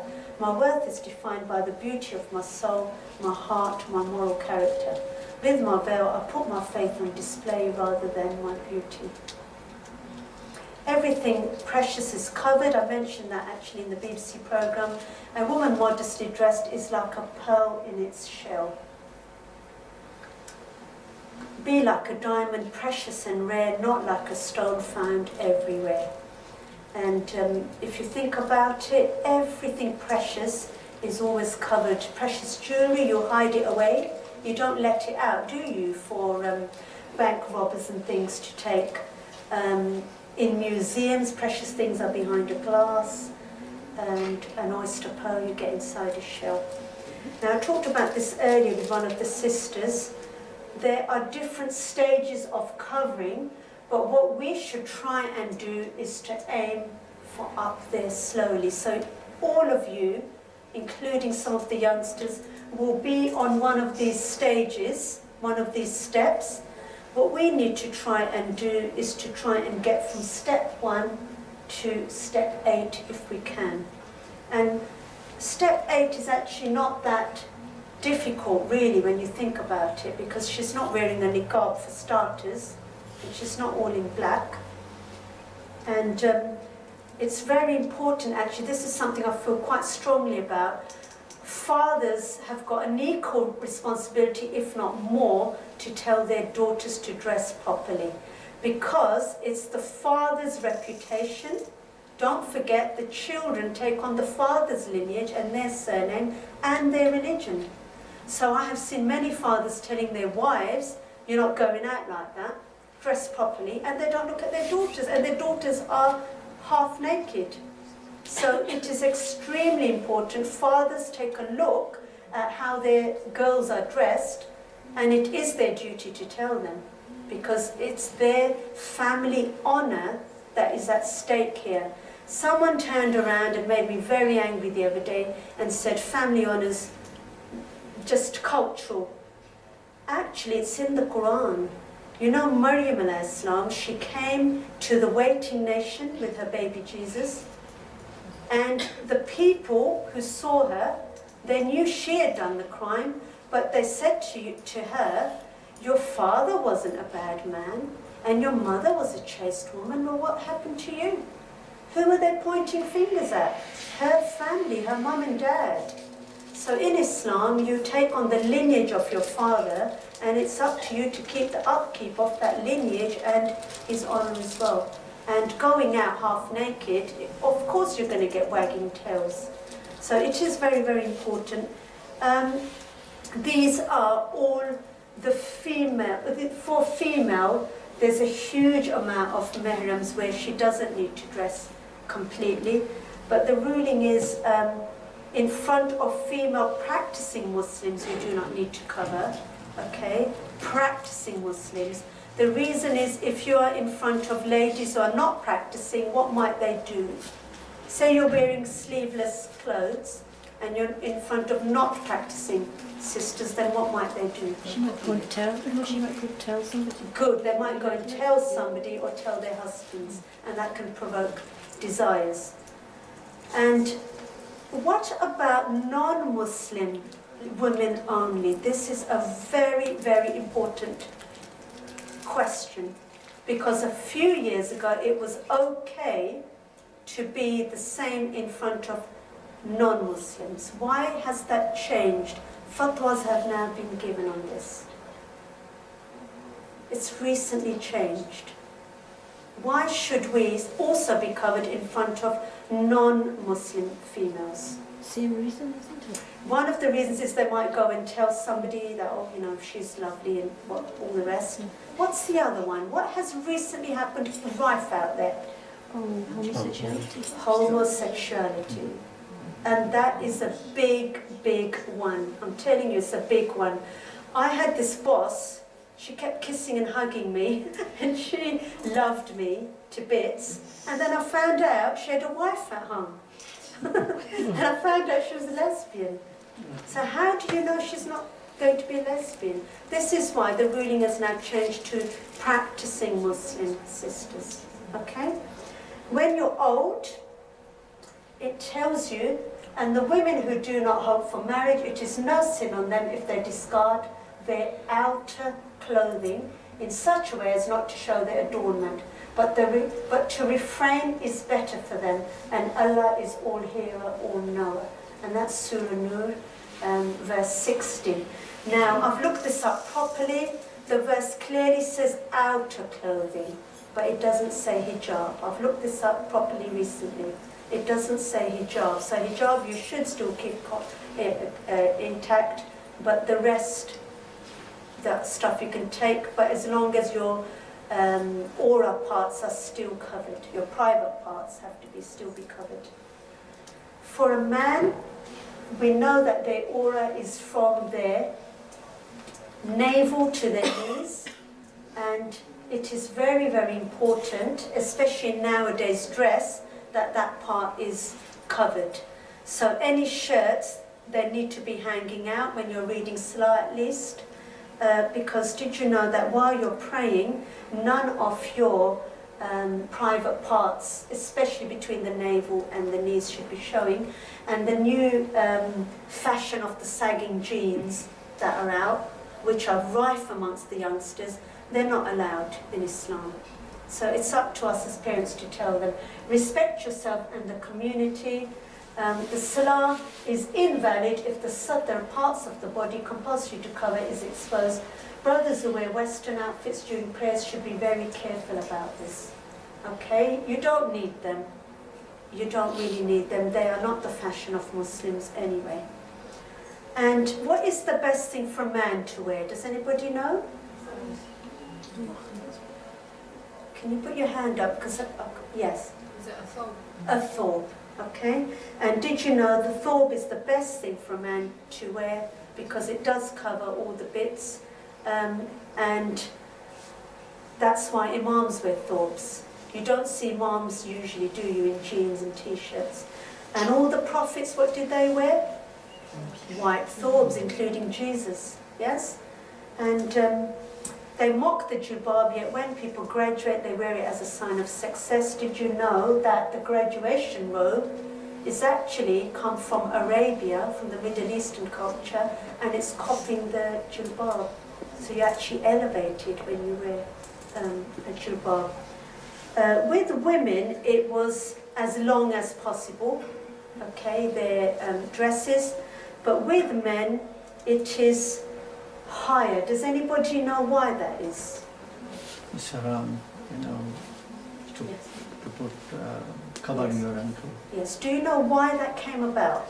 Yes? So I think of Prophet ﷺ that people used to wear long trousers for that pride. Yes. And good. sort of linked to that, some scholars say you should roll up your trousers because it's a sign of pride. Or some scholars said that, well, it's a blanket policy across the board. Yes, it is correct. So There is some scientific fact as well to not uncover the ankle. okay. Basically, what the brother there said is correct. So in the days of the Prophet, remember this happened in Hajj, when the hukum for Hajj came and people were trailing their great big long gowns behind them, making them really long, to show that they're kings and full of pride. So basically, Prophet Muhammad ﷺ said, Allah will not look upon him who trails his garment out of pride. Those men who wear their garments below their ankles will on the day of judgment have fire on their ankles, and Allah shall not look at them with mercy. That's in Mishkat. And men should wear their lower garments, pants, above the ankles, Tirmidhi. That's the trousers, women undergarments under your thorn. And for women, one day you will be wrapped head to toe and lowered into grave. Don't let your last day be the first day you wear hijab. We're looking at, you know, the other kind of hijab here, which is all your bodily cover. Sisters, don't let your burial shroud be the first time you cover your whole body. I know many sisters who say, we'll cover one day, we'll cover one day, and then they get cancer within seconds, and then they pass away, and it's very sad. And this is going to shock you. This is actually a real-life film of some ladies in England, the way they were dressed. Look at that lady with the shawl on. And that lady just looks like a Muslim, doesn't she? And did you know that is less than 100 years ago?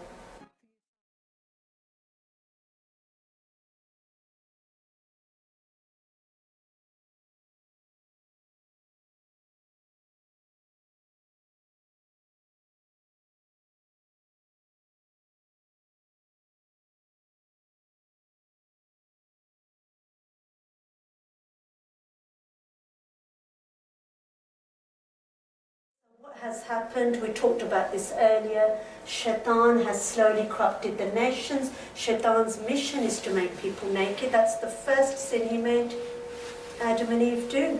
Okay? So right from 1600s onwards, look at the way the dress has changed, right up to Victorian times. It was only recently women in the West started uncovering. Right up to Victorian times, all women wore long dresses. Before the Second World War, did you know it was highly disrespectful if women went out without wearing a hat or a scarf? And wearing a hat in church was compulsory until the law changed in the 60s.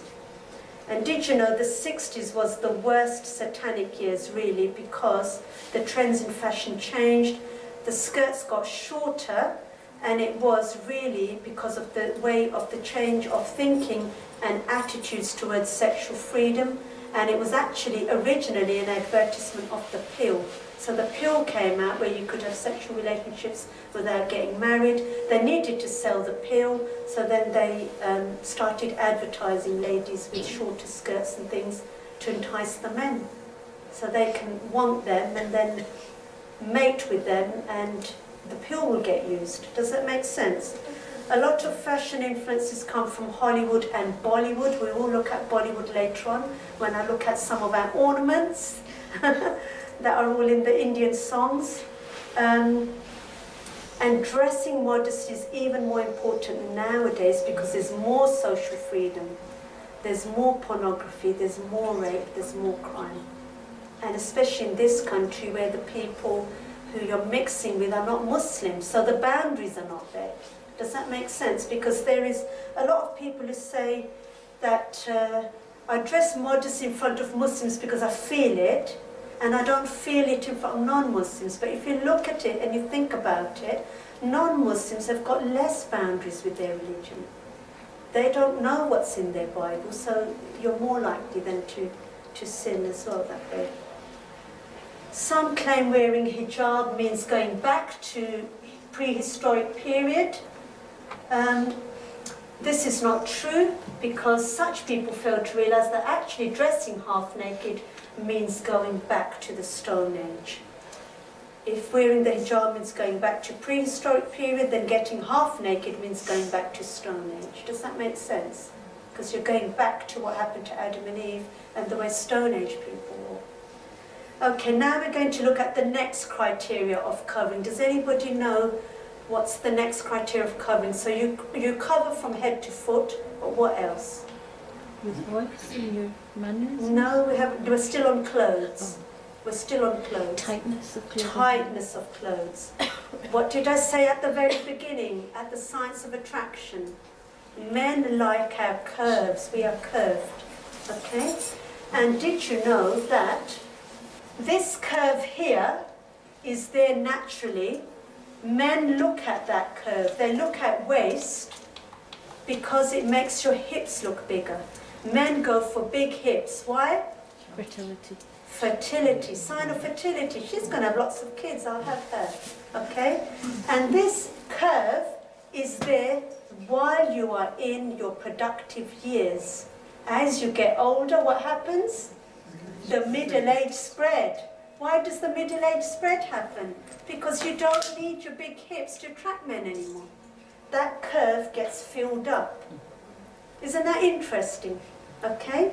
So in your prime years, you will have a beautiful curvy body, and the basic way the Prophet said is you should cover, put a cloak on top. A highly desirable way of concealing the shape of the body is to wear a cloak over the garment.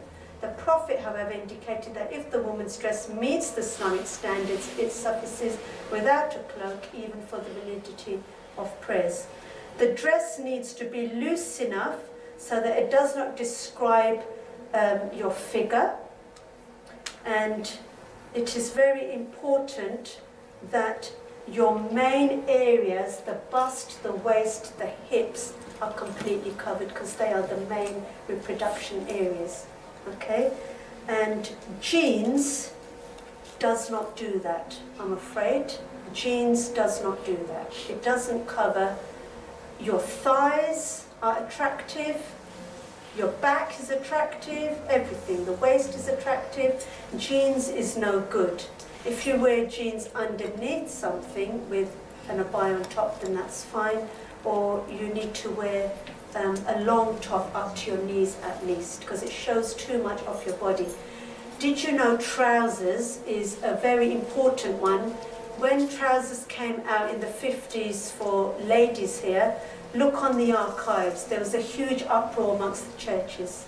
And I actually did come across a woman recently, a non-Muslim lady, and she said her dad said she couldn't go to church when she was wearing trousers, it's too immodest. It shows too much of your body.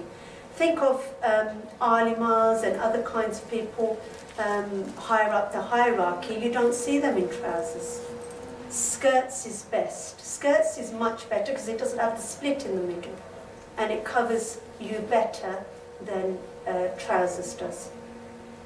Okay, so this is hijab and this is not. Prophet Muhammad ﷺ once received a thick garment as a gift. He gave it to Osama, to Zayd, who in turn gave it to his wife. When asked by the Prophet why he did not wear it, Osama indicated that he gave it to his wife. The Prophet then said to Osama, ask her to use a undergarment under it, for I fear that it may describe the size of her bones. Okay? Clingy material, basically.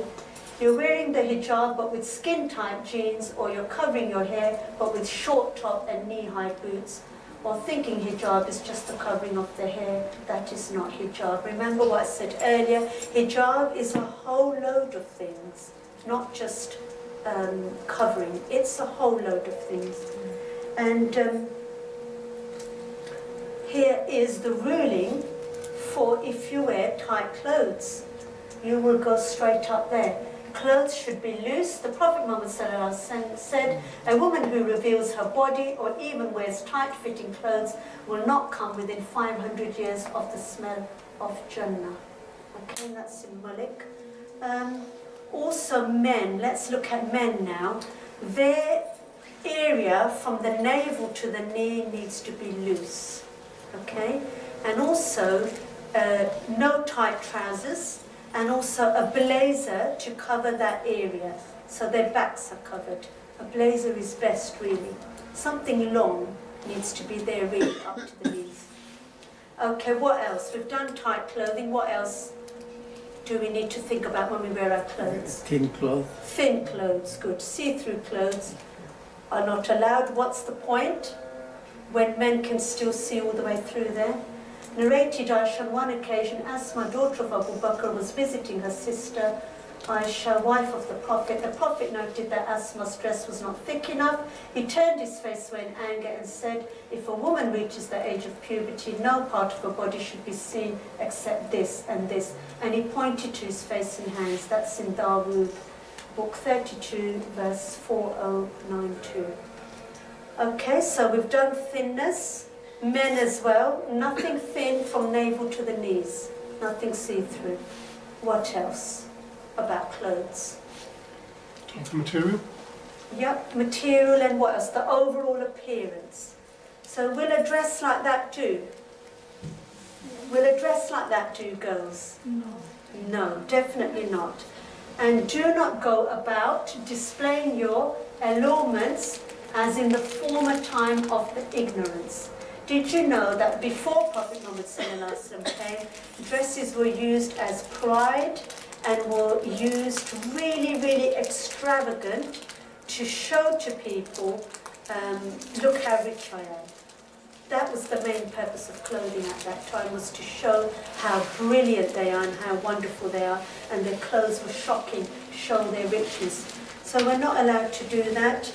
It must not attract a man's attention to her beauty, and we need to keep the colours as bland as possible. Now remember, this is going back to the science of attraction, where I was likening ourselves to animals. If you look at the peacock, it's brightly coloured, displays its feathers to attract the female. And in us, it's the other way around. We're the peacocks. So we have to completely dress in bland colours. What is the best colour for a woman to dress in? Black. How do we know that? The Prophet's wives wore black. The jilbabs are always black. Alimas will normally wear black. Nuns wear black. Think of nuns. Why do they wear black? And this never goes out of fashion. It's the Sunnah brand. What is the best colour for men to wear? White. White. The Prophet wore white. It was his favourite colour, and all the Prophets wore white. Okay, so white is the best colour for them. Men are not allowed to wear red, okay? Not plain red. They can wear striped. For example, the Prophet had a red striped sheet that he used to wear. But Prophet Muhammad ﷺ prohibited men from wearing red and preferred white clothing. That's in Tirmidhi. Now women can wear this yellowy colour. Can men wear this colour? Let's see how much you know. Women can wear this colour. This is a saffron coloured mustardy type yellow. Can men wear that colour? No. No, why not? It's like gold. It looks like gold. No. Jesus will wear it, but he will be a very light saffron coloured robe, and it's through that we will know that that is it something to do with Jesus. silk or? No. Think about it very carefully. Think of the Pandits and the Buddhists, Buddha, and the Hindu Pandits and the Hari Om Krishnas and the Guru Nanak. They all wear that colour. It is a colour which polytheistic religions wear as religious people. So we have to be different from polytheists. Anything that's linked with their religion in terms of clothing, we're not allowed to wear. Okay? Anything else you can think of, ladies? If it's linked with their religion, then we can't. We have to be different from that. Okay, one thing is this. Did you know this bindi, the bindi, this is where that glittery bindi comes from, by the way. You know the tikka you wear on your wedding? That is actually come from the bindi, which is to do with the third eye. Remember we talked about this in the Black Magic lecture? It's the evil eye thing business. So you're copying Hindus there, okay? The other thing is black string here. You know, Hindus and Sikhs, or Sikh might wear a silver bangle, metal bangle, or black thread here. People wear, we're not allowed to copy that. So anything linked with the religion, we are not allowed to mimic, and we have to be different. A chakra necklace, I remember you mentioned about the chakra necklace, okay? And you told me straight afterwards I'm going to chuck it away, didn't you? Have you chucked it away? I chucked it, but I won't wear it anymore. Good. About some men wear magnetic kind of a bracelet for the kind of rheumatism or whatever. Yeah, that is actually shirk. And that we covered in the Black Magic lecture, actually. It's like the evil eye business. So we believe in the Quranic ayahs and Allah curing us. What other types of clothes are we not allowed to wear? This is rife at the moment, by the way. Men wearing ladies' clothes and ladies wearing men's clothes. Okay? Gender neutral. Gender and all of that business. Not allowed to do that. Clothes shouldn't resemble that of the opposite gender. Abu Huraira, who said the Prophet ﷺ cursed the man who put on women's clothing and the women who put on man's clothing. That's in Dawood. And also acting like them. Ibn Abbas narrated that Prophet cursed the men who act like women and the women who act like men. We are not allowed to do that. What other types of clothes are men not allowed to wear? We're looking at men's, Sunnah of men's dressing here. Made from silk. Good, silk.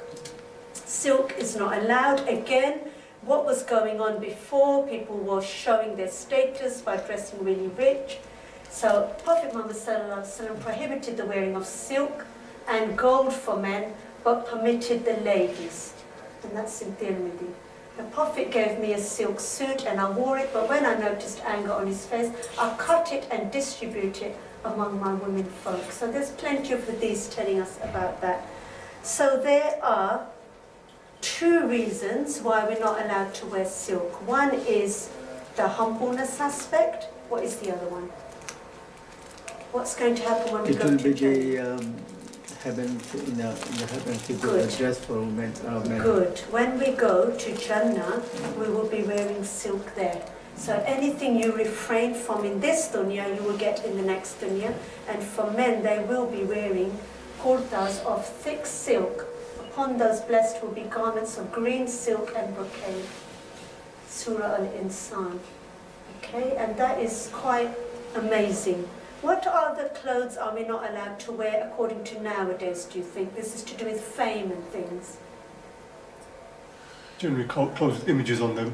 Cartoon Yeah, images on top. that we know, good. That's to do with, you can't read Salah then because you prostrate only to the one true God, Allah, and not And anything just to else. show off. Is Yes, forbidden. how can you show off nowadays? Brand, who said Yeah. that? Some of the Yeah. sisters at the back? Yeah, yeah. Good. Designer wear. Design. How many ladies do you know, sisters especially, they don't buy anything apart from designer, and that is really not good at all. That comes under this ruling. Clothing yourself with the best character is more appealing than clothing yourself with expensive labels. Prophet Muhammad ﷺ advised to keep in mind those who are poorer than us in the material world and those that are more pious and educated than ourselves in deen. That's in Tirmidhi. Whoever wears a dress of fame in this world, Allah will clothe him with a dress of humiliation in the day of resurrection, then set it afire. So I've done a gold apple there. It's just showing itself, showing off, and inside it's rotten really. Okay? Right, what else do we wear that we need to look at? Girls, what else do we wear? Yes. Nail polish. Yeah, we're doing makeup in a minute, but before that, Jewellery? someone said shoes. Shoes. Okay. Are we allowed to wear high-heeled shoes? Why not? Because of the way you walk in those shoes. Good. There's three reasons. Shall we have the sister at the back? Sound. The sound. Clippity-clop, clippity-clop, clippity-clop, clippity-clop. Any man will turn around, oh, there's a woman behind me. Okay? That's one. What else? The way you walk is the other. Let your hips And move. there's three. Yes. It adds artificial height. Artificial height. Who are you fooling? Okay? Allah's made you 5 foot and you want to be 6 foot? Okay, so that is all the things. What is the ruling concerning high-heeled shoes? Allah says in Quran, and that they should not strike their feet in order to draw attention to their hidden ornaments. This is the noise it makes. One of these things are your shoes. That's in Surah Nur. And they should not walk on the streets except on the sides. This is something I've had to have a word with the women in the car parks when the men are all coming out after Salah. Get in your cars and go home. Don't stand lurking about in the middle of all men. You're not allowed to lurk about on street corners like I was in my dream. And I was called a prostitute. That's what prostitutes do. They lurk about on corners to attract men so they can make them, make money out of it. The other one is scientifically, men psychologically like long legs. Did you know that? Men like long legs, and when you wear heels, you're attracting them because you're looking taller. You're tampering with nature as well. Then you're walking, your hips are your mating areas. The bigger the hips, the more you attract the men to have babies. And when you walk with your heels on, you're wobbling your hips. Okay, you're drawing attention to them. Prophet Muhammad Sallallahu Alaihi Wasallam wore strapped sandals and leather socks, and whenever he lifted his shoes, he did so with the fingers of his left hand. That's in Mishkat. And Prophet Muhammad Sallallahu Alaihi Wasallam prohibited walking with one shoe. That's in Bukhari. Why? Why did you prohibit walking with one shoe? That's what Shaitan does. Shaitan does that, good. So I'm just telling you the men's rulings as well. Men are not allowed to wear heels, by the way. And this is happening with all this gender stuff. Men are actually wearing heels. Also, because men are not allowed to mimic women, they shouldn't. Now, some women medically need to wear a slight heel because their arches are high. Okay, they have a high arched foot. In that case, you can wear heels, but silent heels like wedged heels. You know, the fat heels or wedged heels. Because I know some sisters have this problem where they have to keep their arches high. Okay? What's the other thing that we strike our feet with that we're not allowed to wear? Do you want to put your hands up? Metal toed shoes. No, forget the shoes now. And little ankle bracelets. Ankle bracelets. Who wore those? Prostitutes. Think of Bakiza, the film. What does she put on her feet? Those massive ankle bells, dancing shoes. So noisy stuff like bias, you're not allowed to wear. The word zina is not just about your bodily beauty, it's about all the other stuff that you're drawing attention to yourself. Okay? Also that makes the noise as well, doesn't it? Okay, and bracelets, Julia, they make a jingling sound. It's the same thing, by the way, it draws attention to you. And also, if you look at Bollywood, I did say I was going to talk about Bollywood, think of all the songs. Bailia, okay, Bailia ho ho ho, that song, and you look at, what's the other one, Bindya Chamkegi, Churiya Chamkegi, and all this, Gori Hakalaya, Ye Hari Hari Churiya. You know it all, girls, you know you do, because we all have listened to those as teenagers. All of those songs, they're all talking about things which are attracting you, which men find attractive. So they're all things that make noises, okay? So we mustn't do that. What's the ruling on jewelry for men? Nothing.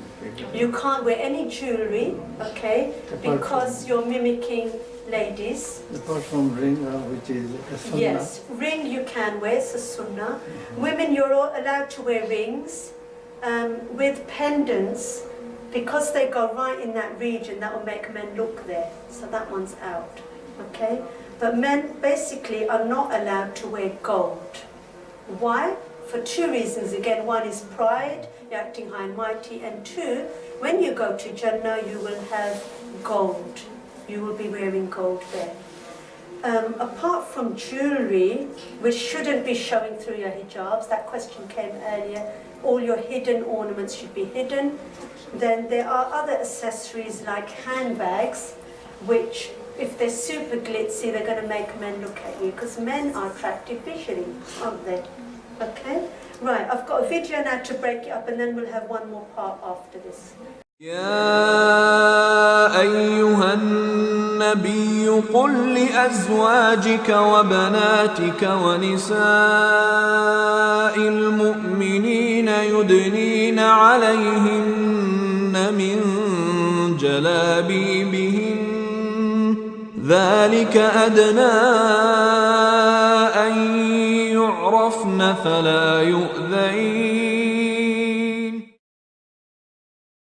وقل للمؤمنات يغضضن من أبصارهن ويحفظن فروجهن ولا يبدين زينتهن إلا ما ظهر منها وليضربن بخمرهن على جيوبهن ولا يبدين زينتهن إلا لبعولتهن أو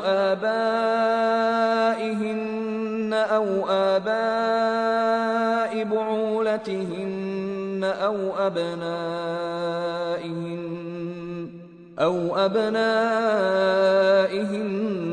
أو أبناء بعولتهن أو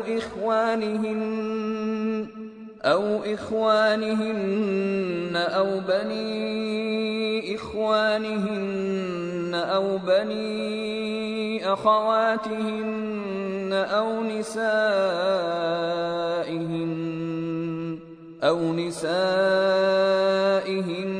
أو ما ملكت أيمانهن أو التابعين غير أولي الإربة من الرجال أو الطفل الذين لم يظهروا على عورات النساء ولا يضربن بأرجلهن ليعلم ما يخفين من زينتهن وتوبوا إلى الله جميعا أيها المؤمنون لعلكم تفلحون. Allah mentions with lam al-ta'leel, it's called lam al-ta'leel. Lam al-ta'leel means the reason why He wanted us to eat from the tree. The lam will explain why. He says, لِيُبْدِيَ لَهُمَا مَا وُرِيَ عَنْهُمَا مِنْ سَوْآتِهِمَا. He wanted them to go to the tree and eat from the tree so that He could expose to each of them what was covered of their ugliness. He wanted them to lose their clothes. He wanted them to be provocative in front of each other. This is what He wanted. This was His way of humiliating, because Adam alayhi salam was honored, and what better way to humiliate someone than to remove their clothes? You know? And He wanted that for both our mother and our father. What is happening in the world of design? What is happening in the world of entertainment? How are you justifying yourself watching television shows that have, the following has sexual content? You're like, oh, it's just some sexual content. It's just some. I can forward it. You know? I could skip that part. I just see the first second of it.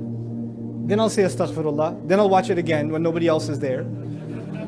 It's disgusting.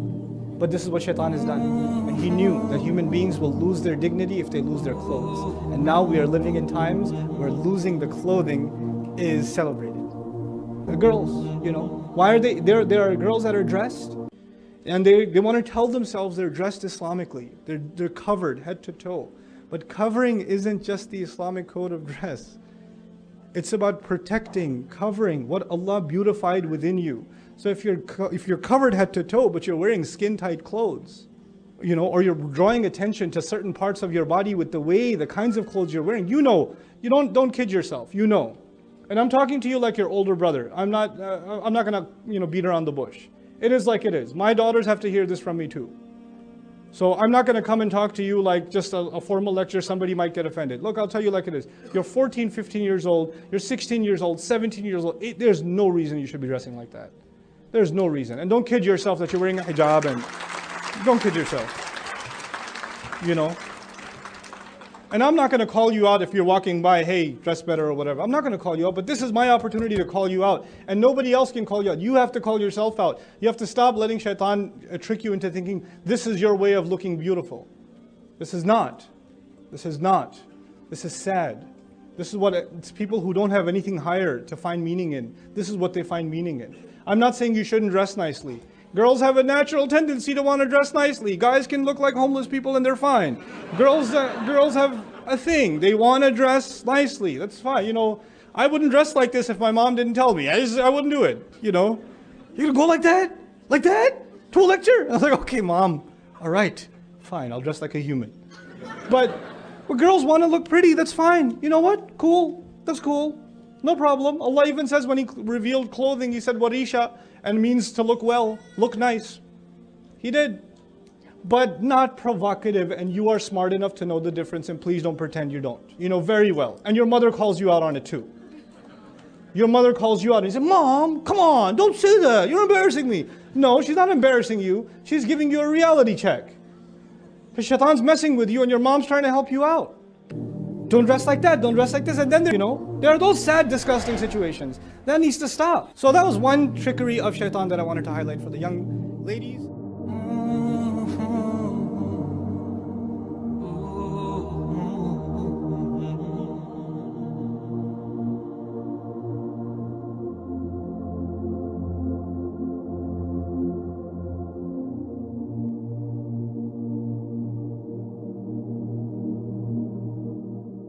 The purpose of the hijab is to divert the sight. The purpose of the hijab is to conceal. The purpose of the hijab is to protect. The purpose of the hijab is to set a standard and to send a message that this sister is a practicing Muslim woman and she's not the kind of cheap individual with low self-worth that sells themselves for a low price.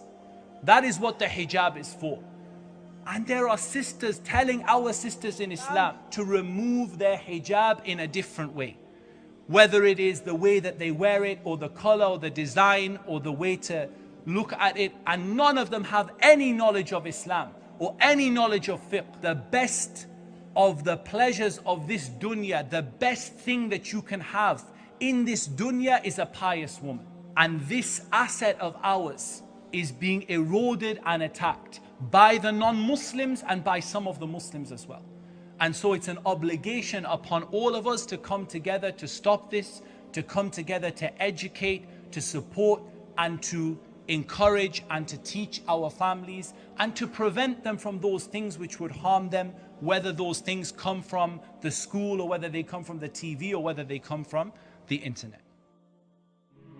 What we're going to do now is to carry on to other forms of hijab, like behavior and socializing, touching and that. Okay, so lipstick, makeup. Did you know makeup originated amongst prostitutes?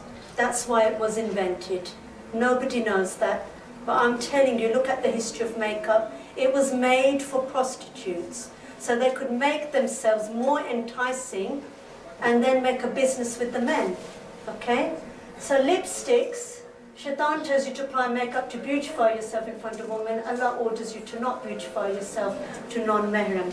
And did you know that the lipstick was originally made because when you get aroused, your lips become redder. Blood gushes to your face. Blusher, did you know, was invented because when you get aroused, you blush. Okay? And prostitutes wore these to look aroused, and that would then affect the men, and then they would be able to do their business. Also, did you know that the lip region looks like the female private part?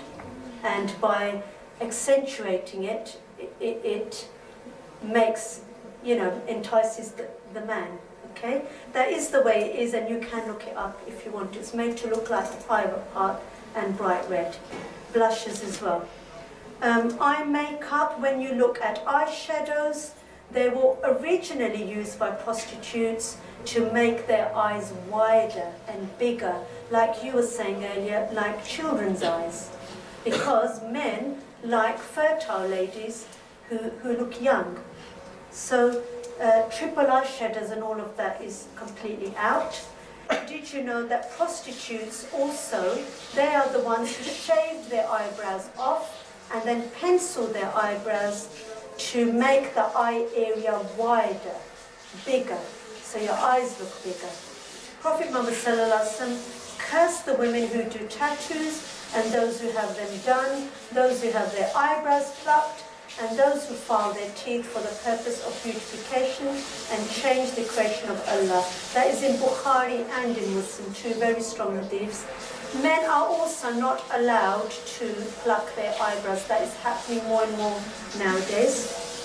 Threading. Scientifically proven that plucking of eyebrows creates shock waves because it's near the brain, and that's why you feel that terrible pain. This in turn affects your brain cells and you start losing memory. Allah has never forbidden anything except that it is harmful for us. Stray hairs here and there, some people say it's okay, but it's when you change the whole shape and when you make your eyebrows arched, you're making your eye area larger. Tattoos are not allowed. Allah has cursed the women who do tattoos, which means belly button tattoos and all of that is out. And it's the same for men as well, okay? The only piercings women are allowed is one in your nose and earring piercings. That is fine, okay? What about plastic surgery? Are we allowed Botox? There's Mona Lisa. She's just had some Botox implants in there. Okay, we are changing nature, so we're not allowed to do that. We're not allowed to do a Michael Jackson special either. Change the colour tone of our skin and all of that stuff. It's changing the nature from what Allah has given you. And did you know when you change your fat nose to slim nose, you're changing in a way your family noses, aren't you, as well? Long nails are not allowed. Does anybody know why? Unhygienic. Your wudu isn't then done properly, because then when you do your wudu, the water doesn't get in there when they're really long and there's all muck inside them. So not allowed to really keep your nails long more than 40 days. You have to cut them at least. That's the minimum, maximum, sorry. And nail polish, somebody mentioned here. With nail polish, it's making a waterproof barrier. The water doesn't get through and then you can't read your salah. Some people, when they're on their cycles, they do put nail polish on, but then that's telling the men that you're on your cycle. So I'm really against nail polish at all. There is actually one nail polish which is out. Is it Inglot? Yes, that is actually all right. I've checked the research on that and it is water permeable. So you can wear that if you want to, but better than that is Mendi. The Prophet himself said, wear henna on your hands and distinguish your hands different from men's hands and wear henna. So somebody came up to the Prophet once and he saw her hand through a curtain and he said, is this a man's hand or a woman's hand? She said, it's a woman's hand. And he said, go and dye it with henna so that people can distinguish your hand as a female's hand. So nail polish is not really allowed. What about perfume? No. There's a man, look, it's affecting him badly. They have bigger noses and a stronger sense of smell. Why do they have a stronger sense of smell? Think of Stone Age times, hunting skills. They're the ones who went out to hunt for animals, so they have a stronger sense of smell. When women wear perfumes, pheromones are released in male brains. They're involved in sexual attraction in animals as well, and research suggests that they may also play a big role for people. So pheromone is called a releaser, which includes the compounds androstenone, androstadienone, and androstenol. And did you know they all have a big link to play in sexual attraction? You know, a deer has musk. Have you ever heard of musk? It comes from a deer. Well, that's the male deer. That's what the male uses to attract the female. And what did I say earlier on? That the women are opposite to animals. So what we do is we are actually the male animal. So the Messenger of Allah sallallahu alaihi wasallam said, Allah remains displeased with a woman who emerges from her home wearing perfume and gave men the opportunity to look at her until she returned home. That's in Tabrani. And she's likened to an adulteress, did you know? So perfumes are a no-no, but obviously men are allowed to wear perfume. For them in Jummah, example is that they should. Women can only wear perfume at home. We need to be careful also with body sprays and things that are perfumed as well, which is why when we go to do Hajj, we're not allowed to use perfume products. We should mimic what we do for Hajj all the time, the way we dress and everything. Prophet Muhammad said, if a woman puts on perfume and passes by people so that they can smell her fragrance, then she is such and such, and he spoke sternly, meaning an adulteress. That is actually in Abu Dawud and in Tirmidhi. And if you look at flowers, I talked about flowers earlier, we're likened to flowers. Flowers also are perfumed. Why? to track the bees for the nectar. Yeah, we've got our farmer lady here again, and she can tell us that. So, modesty, they should not display their beauty and ornaments except what must ordinarily appear thereof. So ordinary skin is best. We should stare in the mirror and check if we look good for others. Stare into yourself and wonder if you look good in Allah's eyes. Okay? What makeup are we allowed to wear? It's not all doom and gloom. We can wear some. Yes? Yes, good. Eyeliner. Okay? But that doesn't mean you make great big black eyes and show your eyes. We're looking at kajal here, antimony. So it was narrated from Abdullah ibn Abbas, may Allah be pleased with him, that the Messenger of Allah, blessings and peace of Allah be upon him, said, the best of your kohl is antimony. It makes the hair grow and makes the vision clear. And that's in 4 hadiths. So that's a very good answer, by the way, at the back. Can we have facials? Yes, we can have facials. Skin cleansing, all of that, yes, we can have masks and things. Mehendi, I already said we can have on our hands as well. And we can dye our hair, but a different colour. A lady was asked what she used to make her complexion so beautiful and her whole being so bright and attractive. She answered, I use for my lips truth, for my voice kindness, for my ears compassion, for my hands charity, for my figure uprightness. I use for my heart love, and I use for any who do not like me prayer. Okay, I've got one more video, and then after that we're going to look at social, how we talk and walk and that kind. Well, we've done walk already, haven't we? But talking to men and that kind of stuff.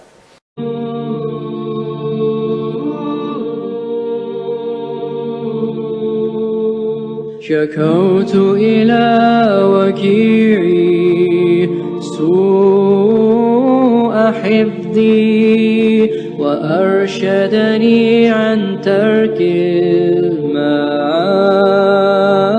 المعاصي وأخبرني بأن علم النور والنور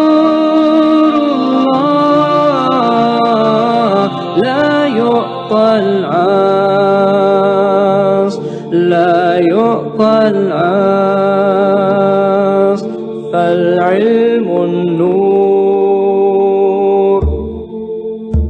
شكوت إلى وكيعي سوء حفظي وأرشدني عن ترك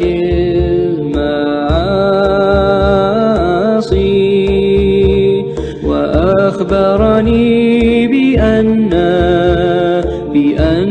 علم النور والنور الله لا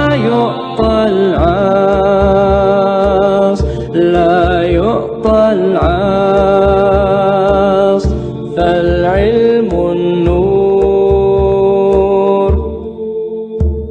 The great Imam Ash-Shafi, he went to his teacher Waki, complaining about the weakness of his memory. He told him, abandon rebellion, for knowledge is a light, and the light of Allah is not bestowed upon a rebel. The light of Allah, knowledge is light. شكوت إلى وكيعي سوء حفظي وأرشدني عن ترك المعاصي وأخبرني بأن علم النور والنور الله لا يعطى العاص العلم النور of Allah, knowledge is light.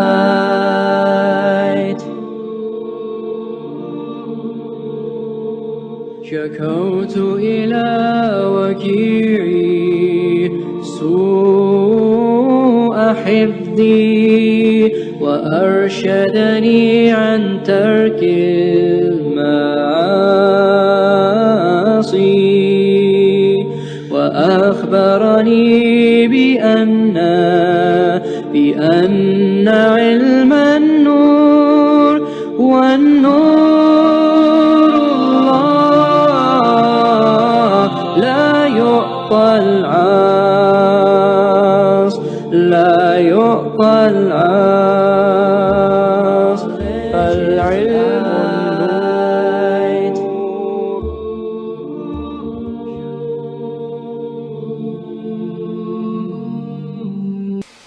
Okay, this is not the way you act when you wear hijab. I've seen so many sisters who would wear a hijab and then they're acting not properly. It's a whole package, like I said. So hijab is not only about clothes, hijab includes moral conduct, behavior, attitude and intentions of the individual. Hijab also means lowering the gaze, which we talked about earlier. Hijab includes the way a person walks, talks, looks and thinks. All of it should be done modestly and applies to both men and women. So if you look at the behavior, for example, of a crab that needs to mate, he goes like this. I don't know if you've seen this on the science films. He goes like this to the mate. That, come on. He goes like that with his hand. So it happens in animals. Animals do certain behaviors to attract the female. And with women, it's the other way around with humans, like I said. We are the opposite of the animal kingdom, where it's the females that do some of those things. But like I said, men can as well. So, you know, wolf whistling and shouting, language, flirting, all of that kind of stuff happens with the men. Protect your eyes, ears and heart. Verily the hearing and the sight and the heart of each of those ones will be questioned by Allah. That's chapter 17, verse 36. And the first thing with women, it says, be moderate in your pace and lower your voice. You're moderate in your pace because when you run, your wobbly bits move up and down. And men like juicy bits. Okay, this is why when we go and do Hajj, we walk fast instead of running when we get to the part of, gosh, what was her name? Hajr and the Safa River. We don't run, we walk fast but not run. Okay? And then voice, lower your voice. This is where laughing comes in, girls. Laughing is actually a mating game. Look at the laughing hyena. Why does the hyena laugh? Laughs out loud to attract the mate. So women, some of your mother's wives said, I'm talking about your mum here, don't show your teeth when you laugh, because you're not supposed to. Men are different. This is an inkling in ladies. Men, they grin, don't they? Men don't usually laugh out loud, not usually, they grin. Women, they burst out laughing, because it's actually part of a mating game. So we have to be really, really careful when we laugh in public. For the harshest of sounds, without doubt, is the braying of the ass. Also, did you know that women need to behave differently in public when men are around than what they are when they're with all women?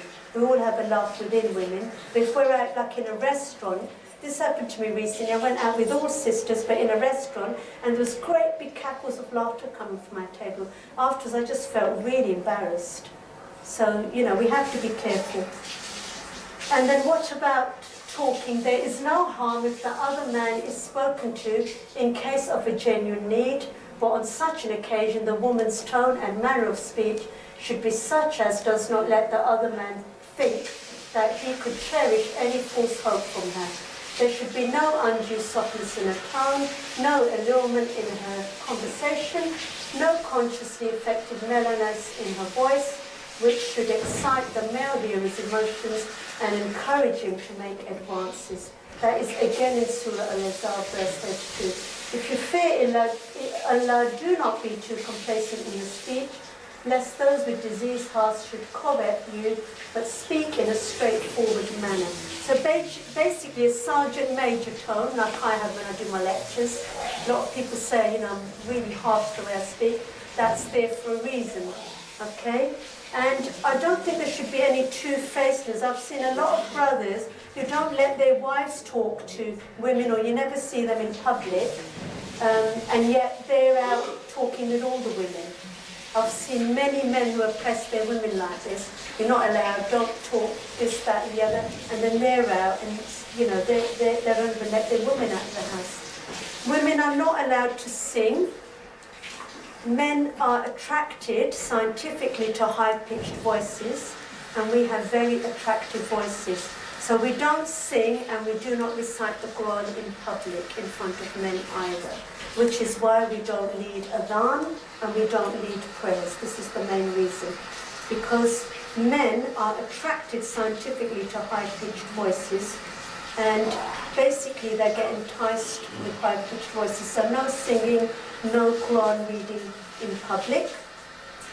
And when a sister or a brother addresses the opposite gender, it should always be Mr. or Sister. Okay? Does anybody know the Islamic ruling, what it should really be? Who's heard of Isa? Okay? Mother off, and you take the sons. When we talk to the opposite gender, then it's very important that we say Mr. or Mrs.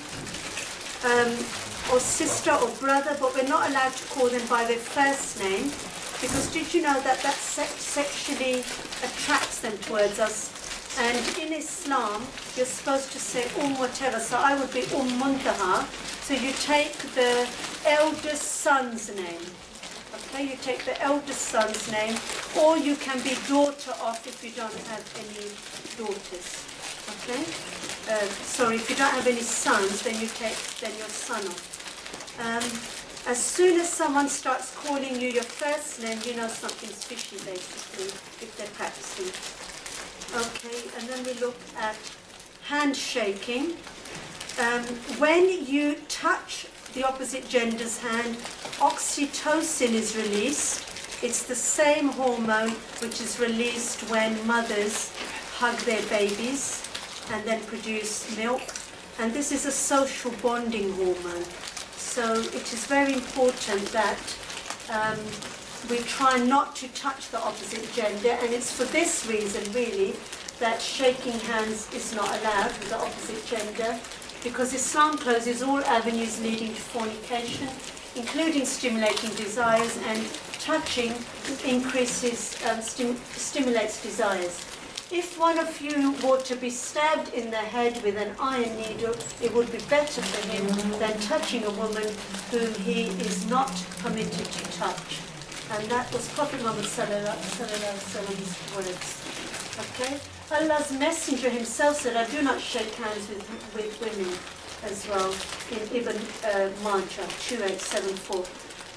But it is important with the intention as well. So we know touching another man is not allowed, or for a man to touch a woman is not allowed. But in this country, shaking hands is used as a professional context in businesses and things like that. So basically, we need to assess the situation ourselves. If it's a Muslim man, I would definitely say, sorry, no, they should know better. Okay?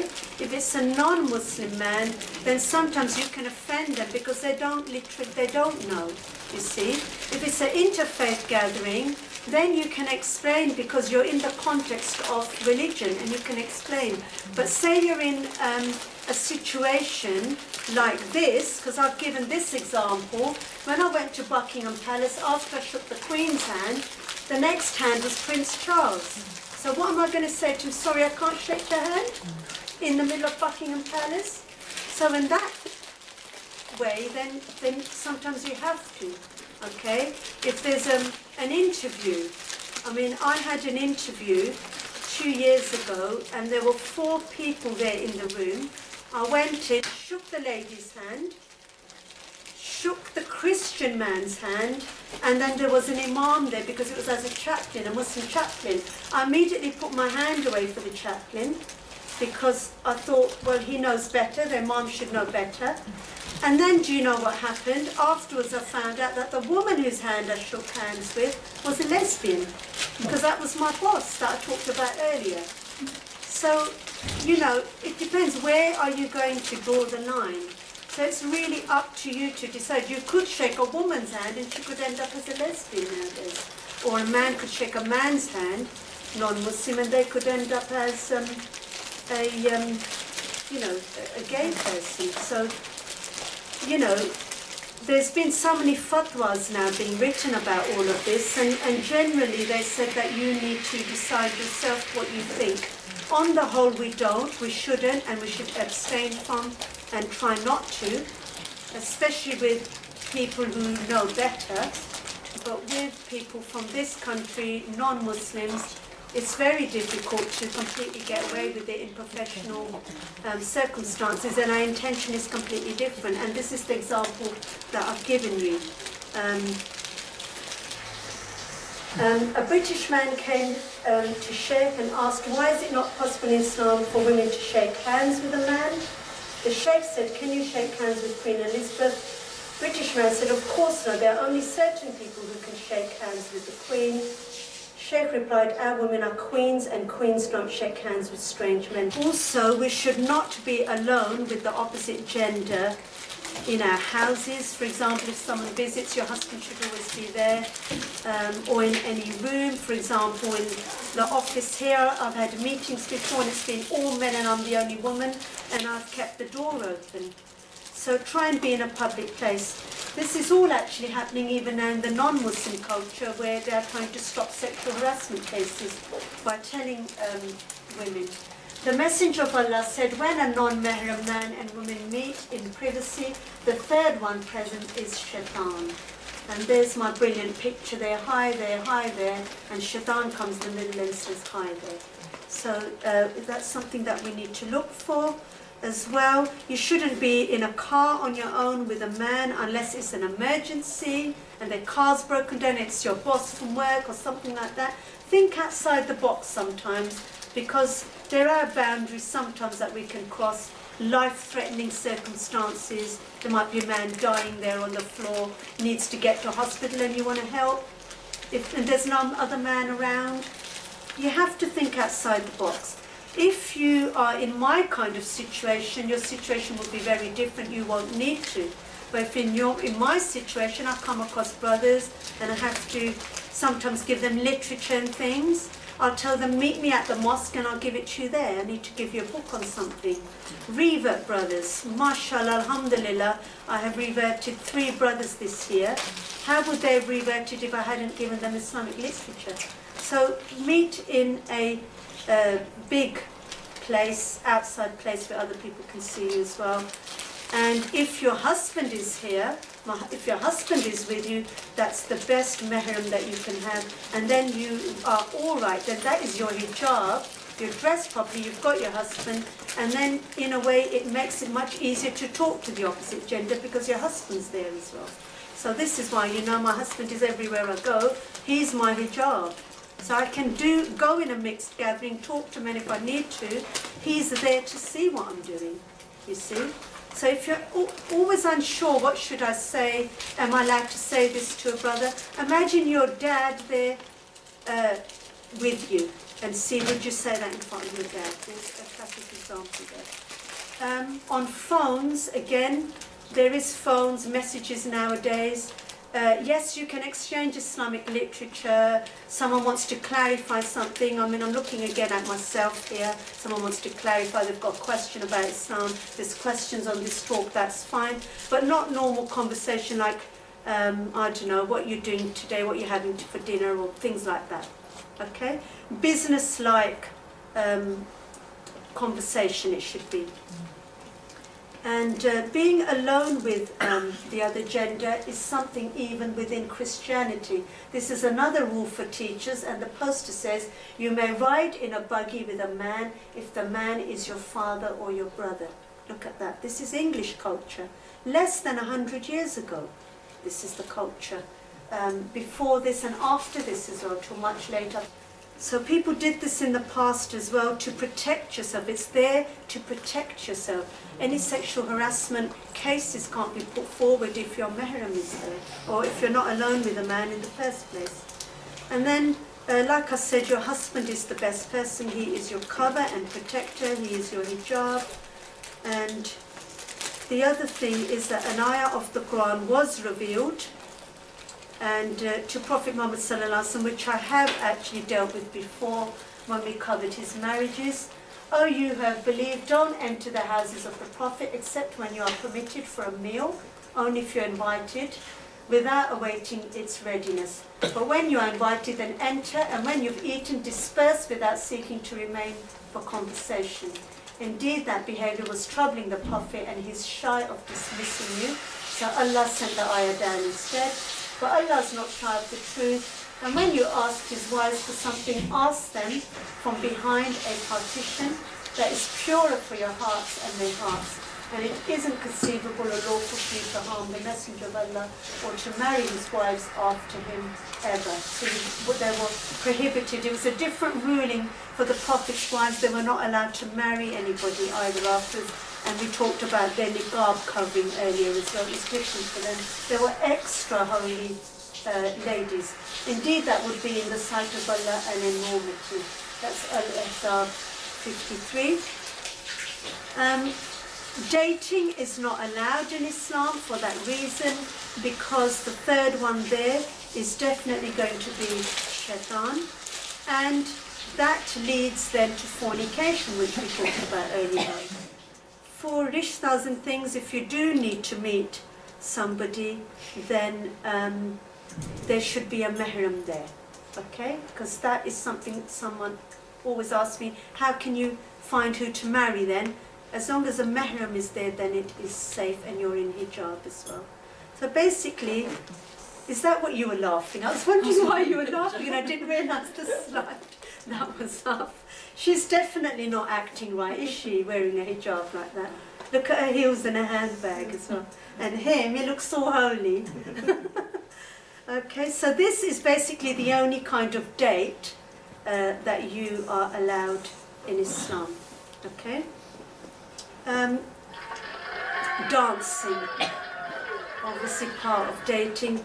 Dancing releases endorphins like exercise, and that makes you really happy. So not allowed to dance with men, obviously I'm sure nobody here would. Segregated weddings are best because the women are all in their grandeur with all their makeup and their jewellery and everything. Segregated weddings are actually the best according to Prophet Muhammad sallallahu alaihi wasallam. Social gatherings, again, we need to be careful. If they're business, purely business, and to do with work, that's fine. Go in your hijab. But again, the conversations should be just business-like. If a brother needs to give a sister something, better to give it to her husband as well, to give to her. You know, you might find a book. I mean, I've come across this. Someone had a question on something, and I thought, you know what, that brother could do with this book, because that would really help him in his deen. And then you give it to the husband then to give to the brother, rather than giving it directly, because again, there are so many hormones that are released when you get happy. Serotonins get released, praise releases hormone, the hormone dopamine, so you should try and not to praise anybody to their face, not on their clothes, and definitely not on their looks and things. If it's praise to do with religion, then that's not a bad thing, because that will make them do even better good deeds. It is to encourage them to do good deeds. So again, you have to think outside that box. Now, did you know, this is going to shock some of you teachers out there, but if you look at any woman who worked with the public in the olden days, there was actually written policies telling them to be covered. So this is actually rule for teachers, 1915. This is in this country, in England. You will not marry during the term of your contract. You are not to keep company with men. You must be home between the hours of 8 p.m. and 6 a.m. unless attending a school function. You may not loiter downtown in ice cream stores. You may not travel beyond the city limits unless you have the permission of the chairman of the board.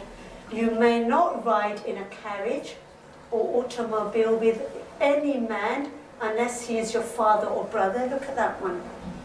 No cigarettes. You may not dress in bright colours. You may, under no circumstance, dye your hair. You're not supposed to show your hair anyway. You must wear at least 2 petticoats. Your dress must not be any shorter than 2 inches above the ankle. Don't you think that's amazing? This is England, okay? Remember, Islam highlights your honour and dignity. It's the society that highlights your beauty, and that's what we need to remember. Towards the end, you will find it difficult. The Prophet said there will come a time when holding on to your religion will be like holding burning coal. And that's in Tirmidhi 3058. And these are some of the things we've referred to throughout the lecture, all the entices of shaitan that will make you do all the bad. But we've got to remember this quote, which will keep us going strong. Okay? Right, we're going to do questions now. Let's put the lights on, please, at the back. And let's have questions. And can I have my helper? Basically, we've got a question here first.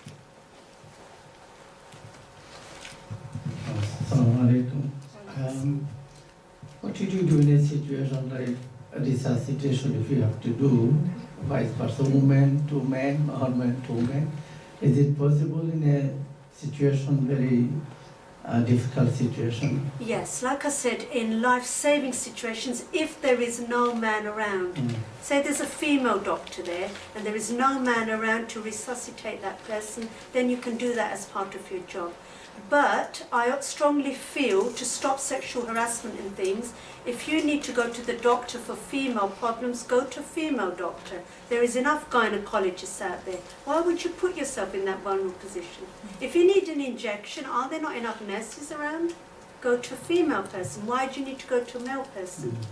A tailor, go to a tailor. Why do you need to go to a male person? How many things are there in the news and on the court, in the court cases where men have touched up women? To save yourself from that situation, better to go to a person of the same gender.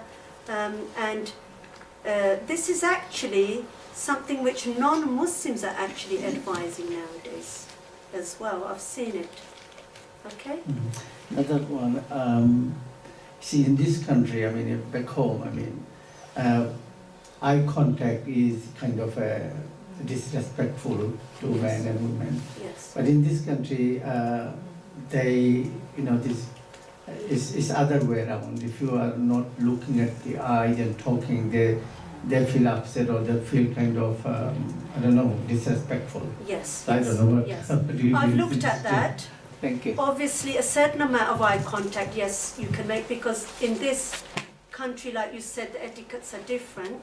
But the eye contact we're looking at is where you can tell, because did you know, I looked at this scientifically, when you look at somebody, you look away and you talk and then you look again. But with the kind of eye contact I was talking about was where it's prolonged gaze, and that's where your pupils start dilating and all the chemicals start kicking in. Okay? So, it's prolonged eye contact, then you need to look away. Thank you. Right. There's a sister at the back. I don't know if you can go round, all the way around, because of the wires. Thank you. Assalamu alaikum. Just on the last point, a tip for people from a British perspective. Yes, because because just in case nobody knows, this is an ex-police officer talking, and she's white British English revert, mashallah, alhamdulillah. Only became a revert a couple of months ago in May, wasn't it, last year? Yes. What you may find easier if you have people that you're trying to talk to, rather than worrying too much, is just flicking your eyes between the people you're talking to. Yes. Because that way you're not making any particular eye contact with a person. It's a good technique for interviews as well. Yes. Is just to flick your eyes across, backwards and forwards, without holding anyone in Holding particular. your gaze. And you just drop your eyes and then flick across. And that's actually considered very polite. It is. In the UK as well, actually fixing an interviewer with a gaze. Yes, because you know, if you fix your gaze, even within the English context, that looks a bit strange as well. Yeah, it's considered quite intimidating, particularly towards women. Yes. My question was really, I absolutely go with, and this is coming from my previous background, ex-police officer, which is that when people choose to wear the hijab and they choose to dress in their own particular way, yes, then that's great. Yes. However, we did get a lot of cases where women were forced to wear a particular style of clothing, hijab, niqab or whatever. And they were told, you know, they'd get beaten if they didn't, or they'd be locked into the house if they didn't. They would be basically, you know, held hostage, held captive, until they behaved in the way that their parents or their brothers wanted them to. Yes. I've never seen that as Islamic behaviour. Yes, that's not actually, because there's no compulsion in religion, and that's actually a quote from the Quran. So basically you can tell, you can explain things to them, you can explain the implications of not dressing well, and then it's up to the individual, because the sin is on your hands then, and in Islam you are liable for your own deeds, aren't you? So once parents have told children and they're of that age where they should be dressing, then it's up to them, and the sin is on their hands. We know that even on the Day of Judgment, a mum will not be able to give any of her deeds to the children, or the other way around. You are by yourself, basically. But presumably, the parents would then be sinning if they did start imprisoning their children or beating their children. Of course, because that then comes under another sin, doesn't it? So I just kind of wanted to. Yes, that's fine. It's absolutely fine. I agree with you 100%. Okay, any more questions? Sorry, again, I have noticed there are quite a lot of families. Yes. They want their children to wear hijab, but they don't obey. Obviously, they are above 18, 16. What the parents should do? I mean, obviously, they are repeatedly telling them what to do, what not to do. I think something that works is when another person tells their children. This is why I've invited so many teenagers today. When another person tells them, they actually may listen. Telling your own child, they never listen to parents. But something I said very earlier on in my lecture was the first thing is getting closer to Allah, because you know then it's a commandment from Allah and you must follow, because in the Quran, it also forbids pork. Yet we do that part. We don't eat pork. It's in the Quran, don't eat pork. But when it comes to the hijab, people are ignoring that part, you see.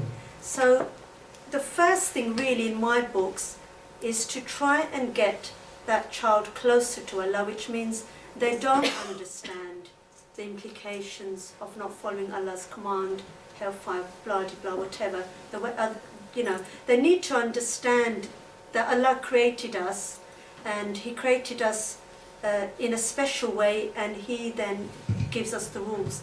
Then the other thing is, if they're not towards religion, is to explain it the way I did, which really hit a lot of sisters today actually, was the scientific attraction, the psychology behind it all, which will make them understand, do you know what, I should wear it, otherwise this is what's going to happen.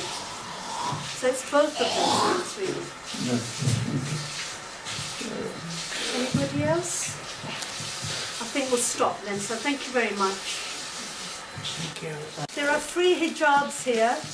All they're ready there to help sisters to put hijabs on. Free hijabs are there, and there's literature on sunnahs of dressing for men and females. So do please take all the literature from the sides as well.